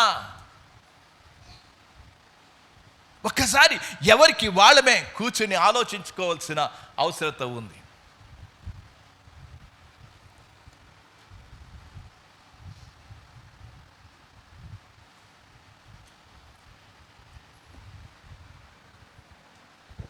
దేవుని ఆత్మ ఇప్పుడు పరిశుద్ధాత్ముడు ఏం చేశాడు? ఆయన వచ్చినప్పుడు మిమ్మను సర్వ సత్యములోనికి నడిపించును. ఇక్కడ ఏం చెప్తున్నాడు? దేవుని ఆత్మ మీ యందు ఉంచి ఆయన అన్నాడు, ఆయన విధులను ఆయన ఆజ్ఞలను గైకొనున్నట్లు చెయ్యను. దేవుని ఆత్మ పరిశుద్ధాత్ముడు మనలో ఉంటే మనం విజయాన్ని పొందగలం. పరిశుద్ధాత్మపై ఆధారపడితే దేవుని యొక్క వాక్యం ఎంత అద్భుతమైన విషయం ఉంది. అప్పుడు పరిశుద్ధాత్ముడు నీలో కార్యం చేస్తే, నీలో పరిశుద్ధాత్ముడు పనిచేస్తూ ఉంటే పాపాన్ని నువ్వు అసహించుకుంటావు. చదువుతూ ఉన్నాను చూడండి, 31వ వచనానికి రండి. 36వ అధ్యాయంలో, అప్పుడు మీ దుష్ప్రవర్తన, మీరు చేసిన క్రియలను మనసునకు తెచ్చుకొని మీ దోషములను బట్టి హేయ క్రియలను బట్టి మిమ్మును మీరు అసహ్యించుకొందురు. అరే, ఇంత చెడ్డవాడిని నేను, ఇంత భయంకరమైన. అందుకే పౌలు అన్నాడు, నేను ప్రధాన పాపిని, నేను ఘోర పాపిని. ఎందుకు ఒప్పుకోగలిగాడంటే దేవుని ఆత్మ కార్యం చేయడం ప్రారంభించాడు. చాలా జాగ్రత్తగా గమనించాలని మనం చేస్తున్నాం. పరిశుద్ధాత్ముడు కార్యం చేస్తాడు. పరిశుద్ధాత్ముడు వస్తాడు వెళ్ళిపోతాడు అనేది బైబిల్లో లేదు. అది పాత నిబంధనలో పరిశుద్ధాత్ముడు వారి మీదకి వచ్చేవాడు, వారి మీద నుండి వెళ్ళిపోయేవాడు, వారి లోపలికి వచ్చేవాడు కాదు పాత నిబంధనలో. అరే, ఈ రోజున చాలామంది పెంటెకోస్టల్ వాళ్ళు ఇది అర్థం చేసుకోవాలా. చాలా సంఘాలు వాళ్ళు అర్థం చేసుకోవాలా. అందుకే డప్పు వాయిస్తుంటే పరిశుద్ధాత్ముడు వచ్చేసాడు. ఎంత ఉర్రూతలు! ఇది దేవుని వాక్యానుసారంగా కాదు. ఇది పరిశుద్ధాత్ముడు ఎల్లప్పుడూ దేవుని యొక్క వాక్యంలో చదువుతూ ఉన్నాను చూడండి. యోహాను సువార్త 14వ అధ్యాయానికి రండి. 14వ అధ్యాయంలోనికి రండి. ఆ మాటలు చదువుతూ ఉన్నాను. 16వ వచనంలో, నేను తండ్రిని వేడుకుందును, మీ యొద్ద ఎల్లప్పుడూ ఉండుటకై ఆదరణకర్త అనగా సత్యస్వరూపైన ఆత్మ మీకు ఎల్లప్పుడూ. ఆ మాట అండర్లైన్ చేయాలి. అప్పుడప్పుడు కాదు. దేవుని యొక్క ఆత్మ రావడం వెళ్ళిపోవడం, దేవుని యొక్క ఆత్మ రావడం అది దేవుని ఆత్మ వారి మీదకి వచ్చేవాడు, వెళ్ళిపోయేవాడు. కొత్త నిబంధనలో దేవుని యొక్క ఆత్మ రావడం పోవడం మీదకి కాదు, లోపలికి ఆయన నివసించేవాడు.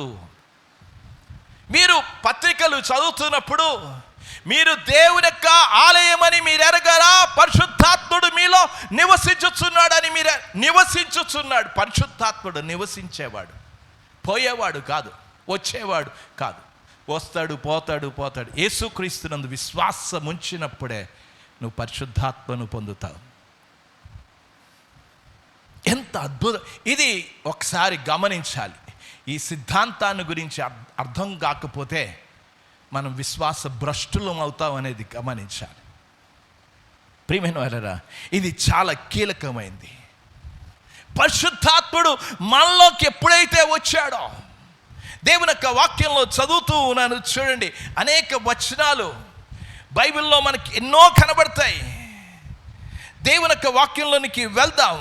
ఆ రోమీలకు రాసిన పత్రిక 8వ అధ్యాయంలోనికి వెళ్దాం. 8వ అధ్యాయంలో 8వ వచనం 9వ వచనం చదువుతున్నాను. కాగా శరీర స్వభావం గలవారు దేవుణ్ణి సంతోషపరచనేరరు. దేవుని ఆత్మ మీలో నివసించిన ఎడల మీరు ఆత్మ స్వభావం గలవారే. దేవుని యొక్క ఆత్మ,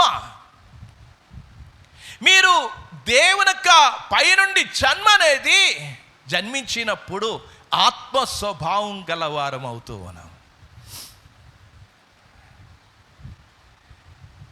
ప్రియమైన వారరా, శరీరం ఎప్పుడూ కూడా దేవుని సంతోషపెట్టదు, మతం దేవుని సంతోషపెట్టదు. దేవుని యొక్క ఆత్మానుసారమైన జీవితమే సంతోషపెడుతుంది. అది పరిశుద్ధమైన జీవితం. ఈ శరీరం అనేది దేవుని సంతోషపెట్టదు. అందుకే శరీరం మీద ఆధారపడేవాడు పాపం మీద విజయాన్ని పొందలేడు. పరిశుద్ధాత్మ మీద ఆధారపడేవాడు, యేసుక్రీస్తునందు విశ్వాసం ఉంచి పరిశుద్ధాత్మ మీద ఆధారపడేవాడు జై జీవితాన్ని జీవిస్తాడు. అందుకే నేను ఆధ్యాత్మిక విజయాన్ని గురించి చెప్పాను. ఈరోజు విశ్వాసకి ఎన్నో సవాళ్ళు ఎదురవుతాయి. ఆ సవాళ్ళన్నింటినీ కూడా దేవుని చిత్తమైతే రాబో వారాల్లో వాటిని గురించి ఆలోచన చేద్దాం. మనలో ఉన్న గొప్ప రహస్యం ఏంటంటే ఆధ్యాత్మిక విజయానికి పరిశుద్ధాత్ముడు మనలో నివసించడమే. ఇన్డ్వెల్లింగ్ స్పిరిట్ అనేది మనలో నివసిస్తూ ఉన్నాడు. మన సొంత శరీరముతో విజయాన్ని సాధించలేం, సొంత సామర్థ్యంతో మనం ఆధ్యాత్మిక విజయాన్ని సాధించలేం. భక్తిగా ఉండలేం, పరిశుద్ధంగా ఉండలేం, నీతిగా ఉండలేం, పాపం చేయకుండా ఉండలేం, పాపం యోచించకుండా ఉండలేం. కానీ పరిశుద్ధాత్ముడు లోపల ఉంటే, నీకు ఆయనపై ఆధారపడితే ఏం జరుగుతుంది? ఎప్పుడైతే నువ్వు యేసుక్రీస్తునందు విశ్వాసం ఉంచగానే ఒక సంఘర్షణ స్టార్ట్ అవుతుంది. ఒక సంఘర్షణ అనేది దేవుని యొక్క వాక్యంలో చూపిస్తూ ఉన్నాను. గలతీలకు రాసిన పత్రికలోనికి వెళ్దాం, 5వ అధ్యాయంలోనికి వెళ్దాం. గలతీలకు రాసిన పత్రిక 5వ అధ్యాయంలో 17వ వచనంలో చదువుతున్నాను. శరీరము ఆత్మకును, ఆత్మ శరీరమునకు విరోధముగా అపేక్షించును, ఇవి ఒకదానికొకటి వ్యతిరేకముగా ఉన్నవి. మీరు నిశ్చయించుతురో వాటిని చేయకుందురు. ఏముంది ఇప్పుడు? ఎప్పుడైతే అంతకుముందు శరీరం, అప్పుడు అడ్డగించేవాడు ఎవడు లేడు, పాపం చేస్తూనే వచ్చాం. ఇప్పుడు పరిశుద్ధాత్ముడు రాగానే లోపల ఒక సంఘర్షణ అయింది మనలో. చెప్పాలంటే ఇంతవరకు ఒక కుక్కే ఉండేది మనలో, ఆ నల్ల కుక్క. ఆ కుక్కకి అంత మేత వేసేవాళ్ళం, అందుకే అన్నీ చేసాం. చండాల పనులు, చీకటి పనులు, అంధకారం, ఇవన్నీ పనులు చేసేసాం. ఇప్పుడు ఇంకొకటి వచ్చింది. ఇప్పుడు ఏ కుక్కకి ఎక్కువగా తిండి పెడతావో ఆ తిండి పెట్టే కుక్క బలం చెంది ఈ బలహీనమైన కుక్కని తరిమేస్తుంది. ఇప్పుడు మనలో దేవుని యొక్క ఆత్మ మనలోకి వచ్చేసాడు. ఇప్పుడు శరీరానికి ఆత్మకు సంఘర్షణ ప్రారంభమైంది. ఇప్పుడు అంతవరకు ఏమీ లేదు. అందుకే యేసుప్రభు వారు చెప్పాడు, నేను ఒక్క ఇంటిలోనే నేనేం చేస్తాను? విరోధాన్ని కలిగిస్తాను. ఎందుకని? ఎప్పుడైతే యేసుక్రీస్తునందు విశ్వాసం ఉంచగానే విశ్వాసికి అవిశ్వాసికి సంఘర్షణ ప్రారంభం. వాళ్ళు సినిమాకి వెళ్దాం అంటాడు, ఆత్మ అంటాడు సినిమాకి వద్దు అంటాడు.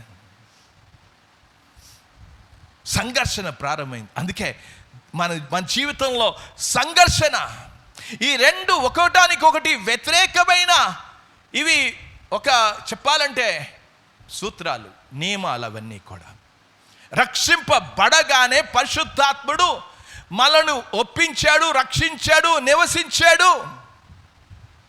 ఇప్పుడు సంఘర్షణ ప్రారంభమైంది.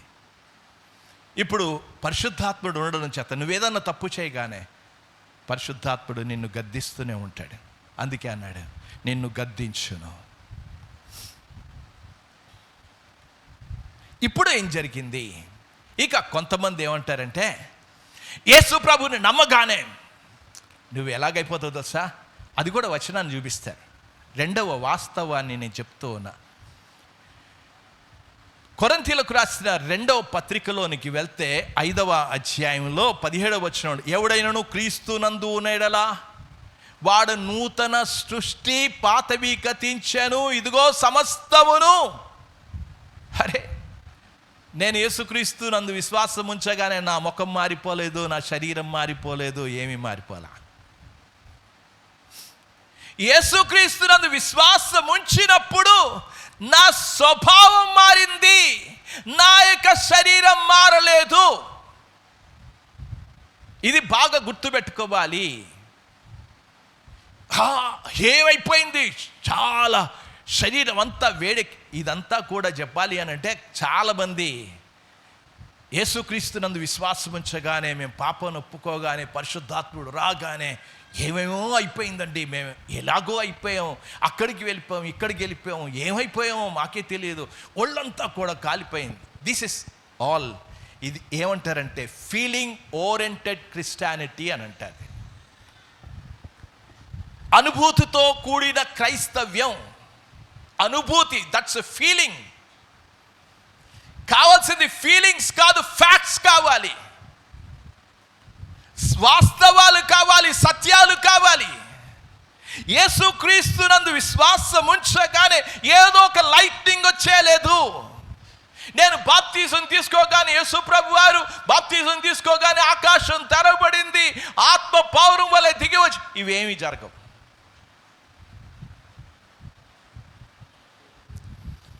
సూచనల మీద ఆధారపడవద్దు. అసలైన సమస్య ఇక్కడే, ఫీలింగ్స్. అందుకే చెప్పాను, ఫీలింగ్ ఓరియంటెడ్ క్రిస్టియానిటీ అని చెప్పాను నేను. వారి జీవితంలో దేని మీద ఫీలింగ్స్ మీద ఆధారపడుతూ ఉన్నారు. అది కాదు. నేను చెప్పాను, దేవుని యొక్క ఆత్మ నీలో వచ్చినప్పుడు నీలో కదలికలు కనబడతాయి, నీ జీవిత విధానంలో కనబడుతుంది, సత్యంలో, నీతిలో, పరిశుద్ధతలో నడవడం కనబడుతుంది.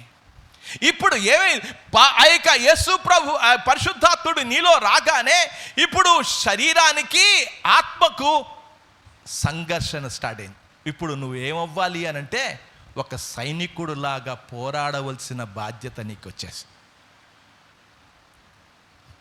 ఇప్పుడు పరిశుద్ధాత్మ మీద ఆధారపడడం, యుద్ధం ప్రారంభమైంది. ఇది చాలామంది అర్థం చేసుకోలే. యేసుక్రీస్తు ఇప్పుడు శరీరం ఎప్పుడూ కూడా లాగుతూనే ఉంటుంది. ఒక వ్యక్తి శరీరాన్ని గురించి ఒక మంచి డెఫినేషన్ ఇచ్చాడు. ఆ డెఫినేషన్ ఏంటంటే, ఈ శరీరము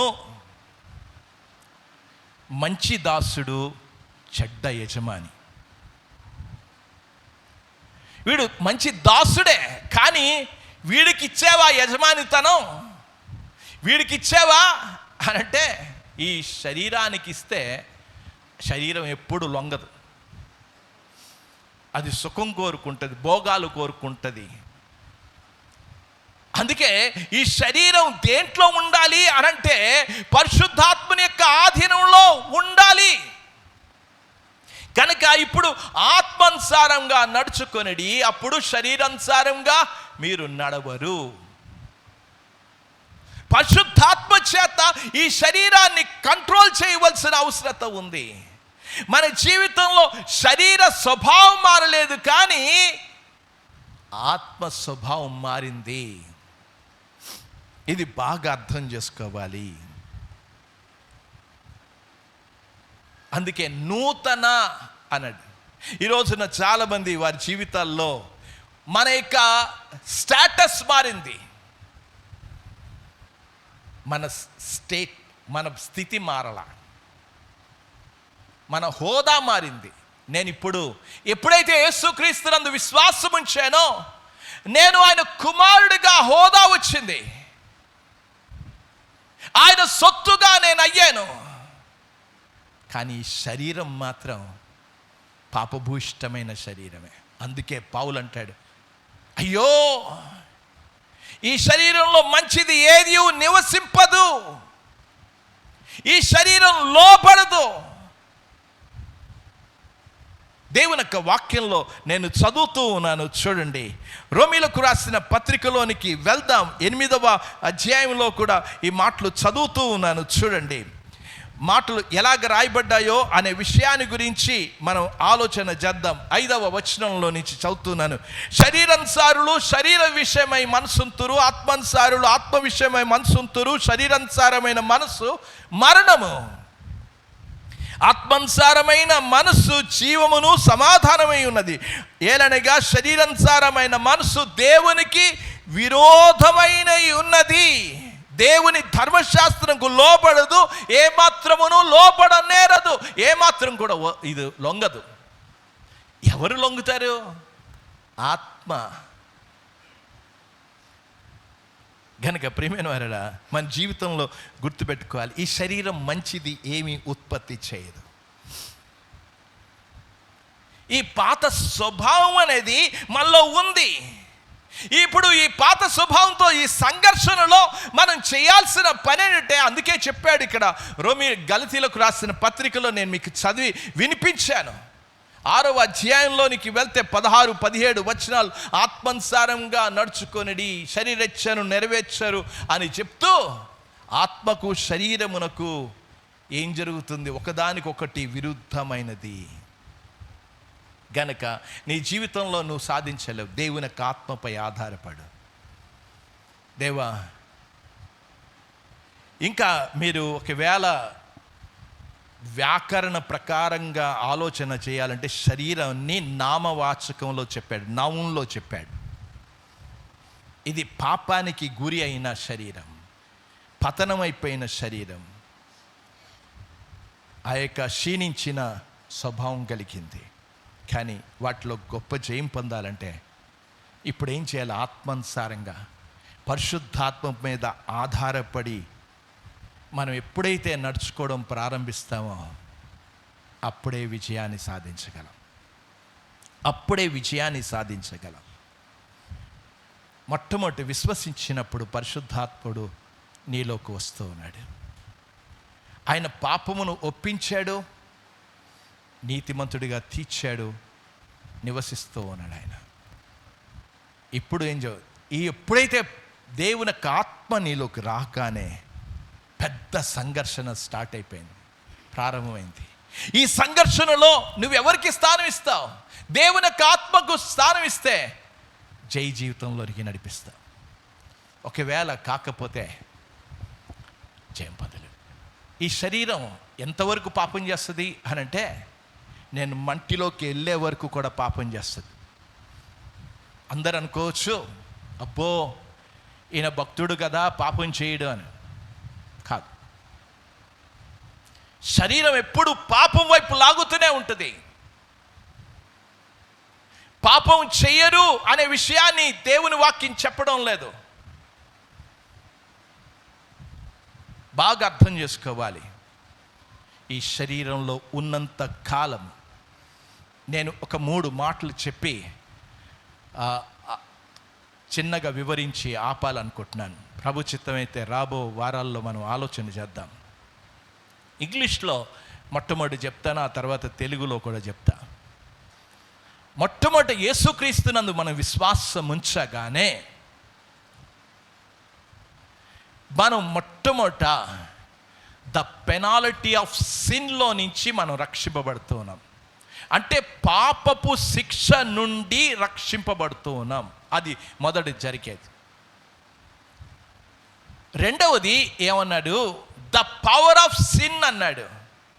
పాపం యొక్క అధికారము నుండి రక్షింపబడుతూనే ఉండాలి. పాపం యొక్క అధికారం ఈ లోకంలో ఉన్నంత కాలము లోక అధికారి ఏలుబడి చేస్తున్నాడు.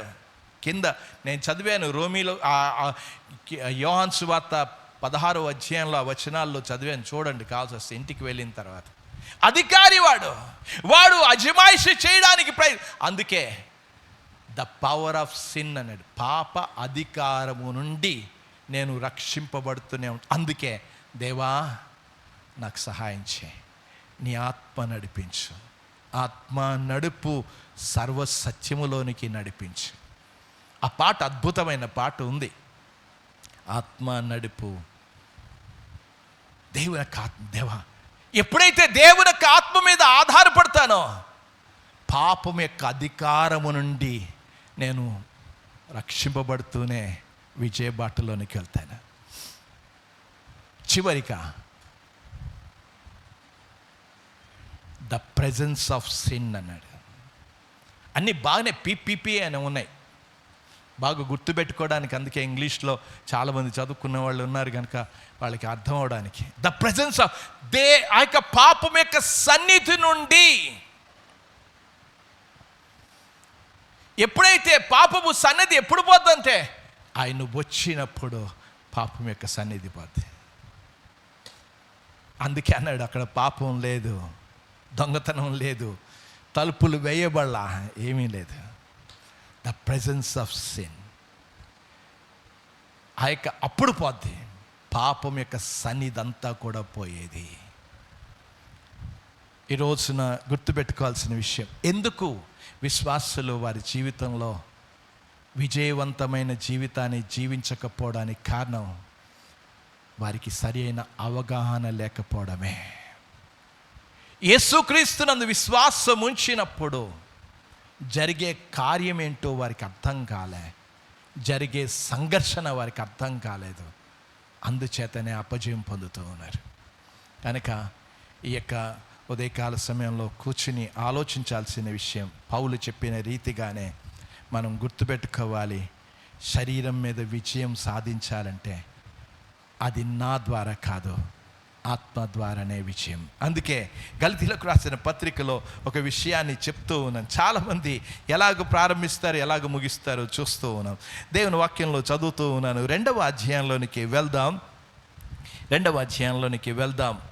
2వ వచనంలో చదువుతున్నాను. ఇది మాత్రమే మీ వలన తెలుసుకొనగోరుచున్నాను, ధర్మశాస్త్ర సంబంధమైన క్రియల వలన ఆత్మను పొందితిరా, లేక విశ్వాసముతో వినుట వలన పొందితిరా?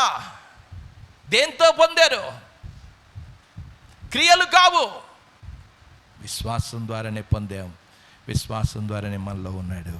విశ్వాసం ద్వారానే మనకు విజయాన్ని ఇచ్చే దేవుడు, నా ద్వారా కాదు. యేసుక్రీస్తునందు విశ్వాసం ఉంచినప్పుడు నీలో గొప్ప కార్యం జరుగుతుంది. పరిశుద్ధాత్ముడు నివసిస్తాడు, నిన్ను పరిశుద్ధతలోనికి నడిపిస్తాడు. ఆ పరిశుద్ధాత్మ మీదనే ఆధారపడడం అనేది 2వ వాస్తవం. అది ఆ సంఘర్షణలో పరిశుద్ధాత్ముడే నీకు విజయవంతమైన జీవితాన్ని ఇస్తాడు. ఇది పౌలు దేవుని మీద ఆధారపడి, అందుకే ఎంత విజయోత్సవంతో ఆయన నడిచాడో తన జీవిత విధానంలోనే మనకు అర్థమవుతుంది. అలాంటి కృప దేవుడు మనందరికీ అనుగ్రహించినట్లు ప్రార్థన చేసుకుందాం. ప్రభుని అడుగుదాం. ప్రభువా, నాతో మాట్లాడావు, నాకు అర్థమవుతుంది, లేఖనాలు అర్థమవుతుంది. నేను సరి అయిన జీవితాన్ని నేను జీవించాలంటే నేను సరిగ్గా విశ్వసించినప్పుడే పరిశుద్ధాత్మ కార్యము నాలో జరుగుతుంది. ఆ పరిశుద్ధాత్ముడే నన్ను పరిశుద్ధతలోనికి నడిపిస్తాడు. పాత శరీర స్వభావం మారడం లేదు, కానీ నా యొక్క అంతరంగ స్వభావం మార్చి దేవుడు నన్ను విజయంలోనికి నడిపించే దేవుడు ఉన్నాడు. ఆత్మానుసారంగా నడుచుకోవడం అనేది నేను నేర్చుకోగలిగినప్పుడు విజయాన్ని సాధించగలననేది పరిశుద్ధాత్మ ద్వారానే నేను విజయాన్ని పొందగలను. నీపై ఆధారపడుతున్నాను. ఆత్మ నన్ను నడిపించు, సర్వసత్యములోనికి నడిపించాను. ప్రభుని ప్రార్థన చేసుకుందాం. ప్రేమగల తండ్రి, మీకు వేలాది వందనాలు, స్తోత్రాలు చెల్లిస్తూ ఉన్నాం నాయన.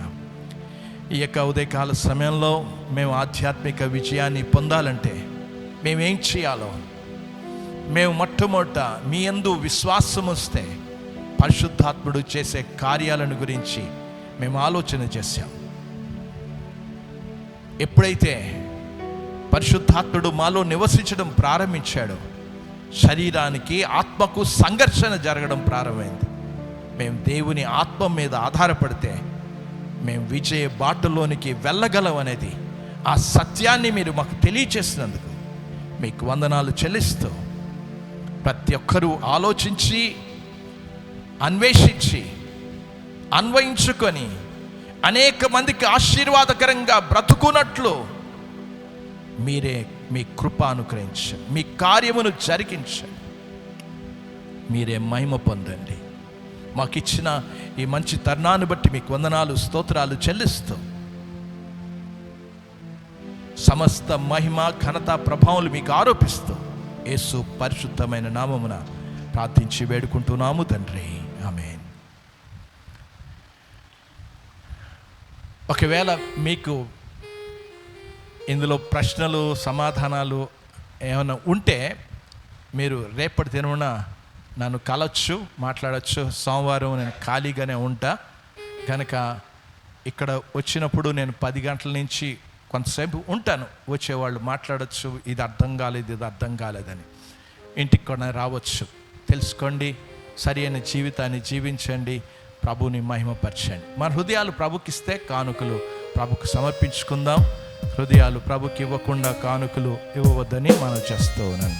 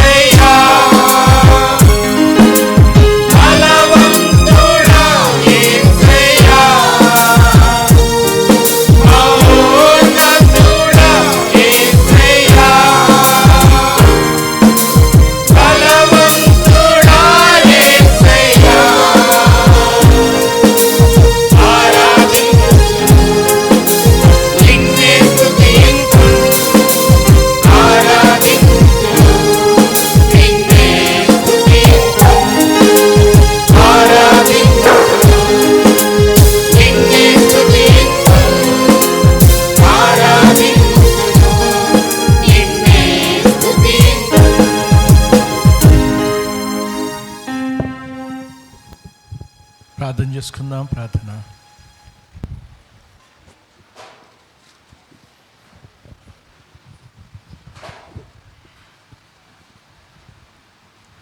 ప్రేమగల తండ్రి, మీరు మాకు అనుగ్రహించిన ఈ గొప్ప భాగ్యాన్ని బట్టి మీకు వందనాలు. క్రీస్తు ప్రభువులో మాకన్నీ సాధ్యపరిచారు. ప్రభువా, మాకిచ్చిన ప్రతి ఆశీర్వాదాన్ని బట్టి మీకు వందనాలు, స్తోత్రాలు. అన్నిటికంటే ముఖ్యంగా పాపము నుండి, శాపము నుంచి, ధర్మశాస్త్రము నుంచి మాకు విడుదలిచ్చి దేవా గొప్ప విజయాన్ని మీరు మాకు అనుగ్రహించారు. మీకు వందనాలు, స్తోత్రాలు చెల్లిస్తూ ఉన్నాం. క్రీస్తు ప్రభువులో మాకు అనుగ్రహించిన ఈ గొప్ప ఆశీర్వాదాన్ని బట్టి మిమ్మల్ని స్తుతిస్తూ ఉన్నాం. అడిగి ఊహించు వాటన్నిటికంటే అత్యధికముగానే మా జీవితాల్లో మీరు చేస్తూ మమ్మల్ని నడిపిస్తున్నందుకు మీకు వందనాలు, స్తోత్రాలు. మీ ఆత్మను మాకు అనుగ్రహించి మమ్మల్ని సర్వసత్యంలోనికి నడిపిస్తూ మమ్మల్ని పరిశుద్ధతలోనికి, నీతిలోనికి దేవా మమ్మల్ని నడిపిస్తున్న దేవా మీకు స్తోత్రాలు చెల్లిస్తూ ఉన్నాం నాయన. ఇదిగో దేవుని వాక్యం విని వారి హృదయాలు వారు సమర్పించుకొని కానుకలు సమర్పించి వెళ్తుండగా వారి హృదయాల్లో ఒక బలమైన కార్యమును జరిగించండి. పరిశుద్ధాత్మ కార్యమును ఇంకా మెండుగా దండిగా జరిగించండి. వారి హృదయాలలో ప్రభువా మీరు ఒప్పింపజేయగలిగిన శక్తిమంతుడు మీరు ప్రభువా. సర్వసత్యములోనికి నడిపించగలిగిన దేవుడు మీరు కనుక మీరే వారిని నడిపించమని ప్రార్థిస్తూ ఉన్నాం. ఈ ఆరాధనలో పాల్గొన్న ప్రతి బిడ్డను కూడా మీ హస్తాలు చాపి వారిని దీవించండి. ఏ అనారోగ్యంతో బాధపడుతున్నారో వారిని కనికరించండి. స్వస్థతను దయచేయమని ప్రార్థిస్తూ ఉన్నాం దేవా. మీ నామంలోనే విడుదల ఉంది, మీ నామంలోనే స్వస్థత ఉంది, మీ నామంలోనే మాకు బలమున్నది, మీ నామంలోనే మాకు జ్ఞానం ఉన్నది, మీ నామంలోనే సమస్తమును కూడా సాధ్యం కనుక మీ నామమును ధరించుకొని ఈ లోకంలో జీవించడానికి మీ కృప అనుగ్రహించండి. వీళ్ళందరినీ కూడా దీవించండి. పరీక్షలు రాశారు, వారికి గొప్ప జయం దయచేయండి నాయన. నీట్ ఎగ్జామ్స్లో రాసిన బిడ్డల కొరకు ప్రార్థన చేస్తూ ఉన్నాం. అలాగే ఎంసెట్ కొరకు సిద్ధపడుతున్న బిడ్డలను నాయన, రాస్తున్న బిడ్డల కొరకు వారందరినీ కూడా మీరు జ్ఞాపకం చేసుకోండి. తగిన కాలమందు తగిన రీతిగా హెచ్చించే దేవుడు మీరు కనుక మీరే హెచ్చించి మీ నామానికి మహిమ తెచ్చుకోమని ప్రార్థిస్తున్నాం దేవా. ఏ గృహంలో ఏ అవసరత ఉన్నదో, ఏ అక్కరున్నదో మీకు తెలుసును. క్రీస్తు ఐశ్వర్యం చెప్పున ప్రతి అవసరతను, ప్రతి అక్కరును మీరే తీర్చండి. మీ నామానికి మహిమ తెచ్చుకోండి ప్రభు. మేము వెళ్తుండగానే దేవుని గొప్ప కార్యాలు చూడడానికి సహాయం చేయండి. ఎంతో ఎండనక నాయన ప్రయాసపడి దూర ప్రాంతాల నుంచి వస్తున్న వాళ్ళందరినీ కూడా మీరు జ్ఞాపకం చేసుకుని మీ హస్తాలు చాపి బలపరచమని యేసు ప్రభువారి శక్తిగల నామమున ప్రార్థించి వేడుకుంటున్నాము తండ్రి. ఆమెను తొట్టిల్లకుండా నిర్దోషంగా నిలబెట్టుటకు శక్తిమంతుడైన యేసుక్రీస్తుకు కృపయు, మన తండ్రి అయిన దేవుని ప్రేమయు, పరిశుద్ధాత్మిక ఆదరణ సహవాసమును ఇక్కడ చేరిన బిడ్డలకును, ప్రభుపై ఆధారపడి నడిచే బిడ్డలకు సదాకాలము తోడైండి నడిపించునుగాక. ఆమేన్. ఆశీర్వాదంబుల్ మామీద వర్షింపజేయు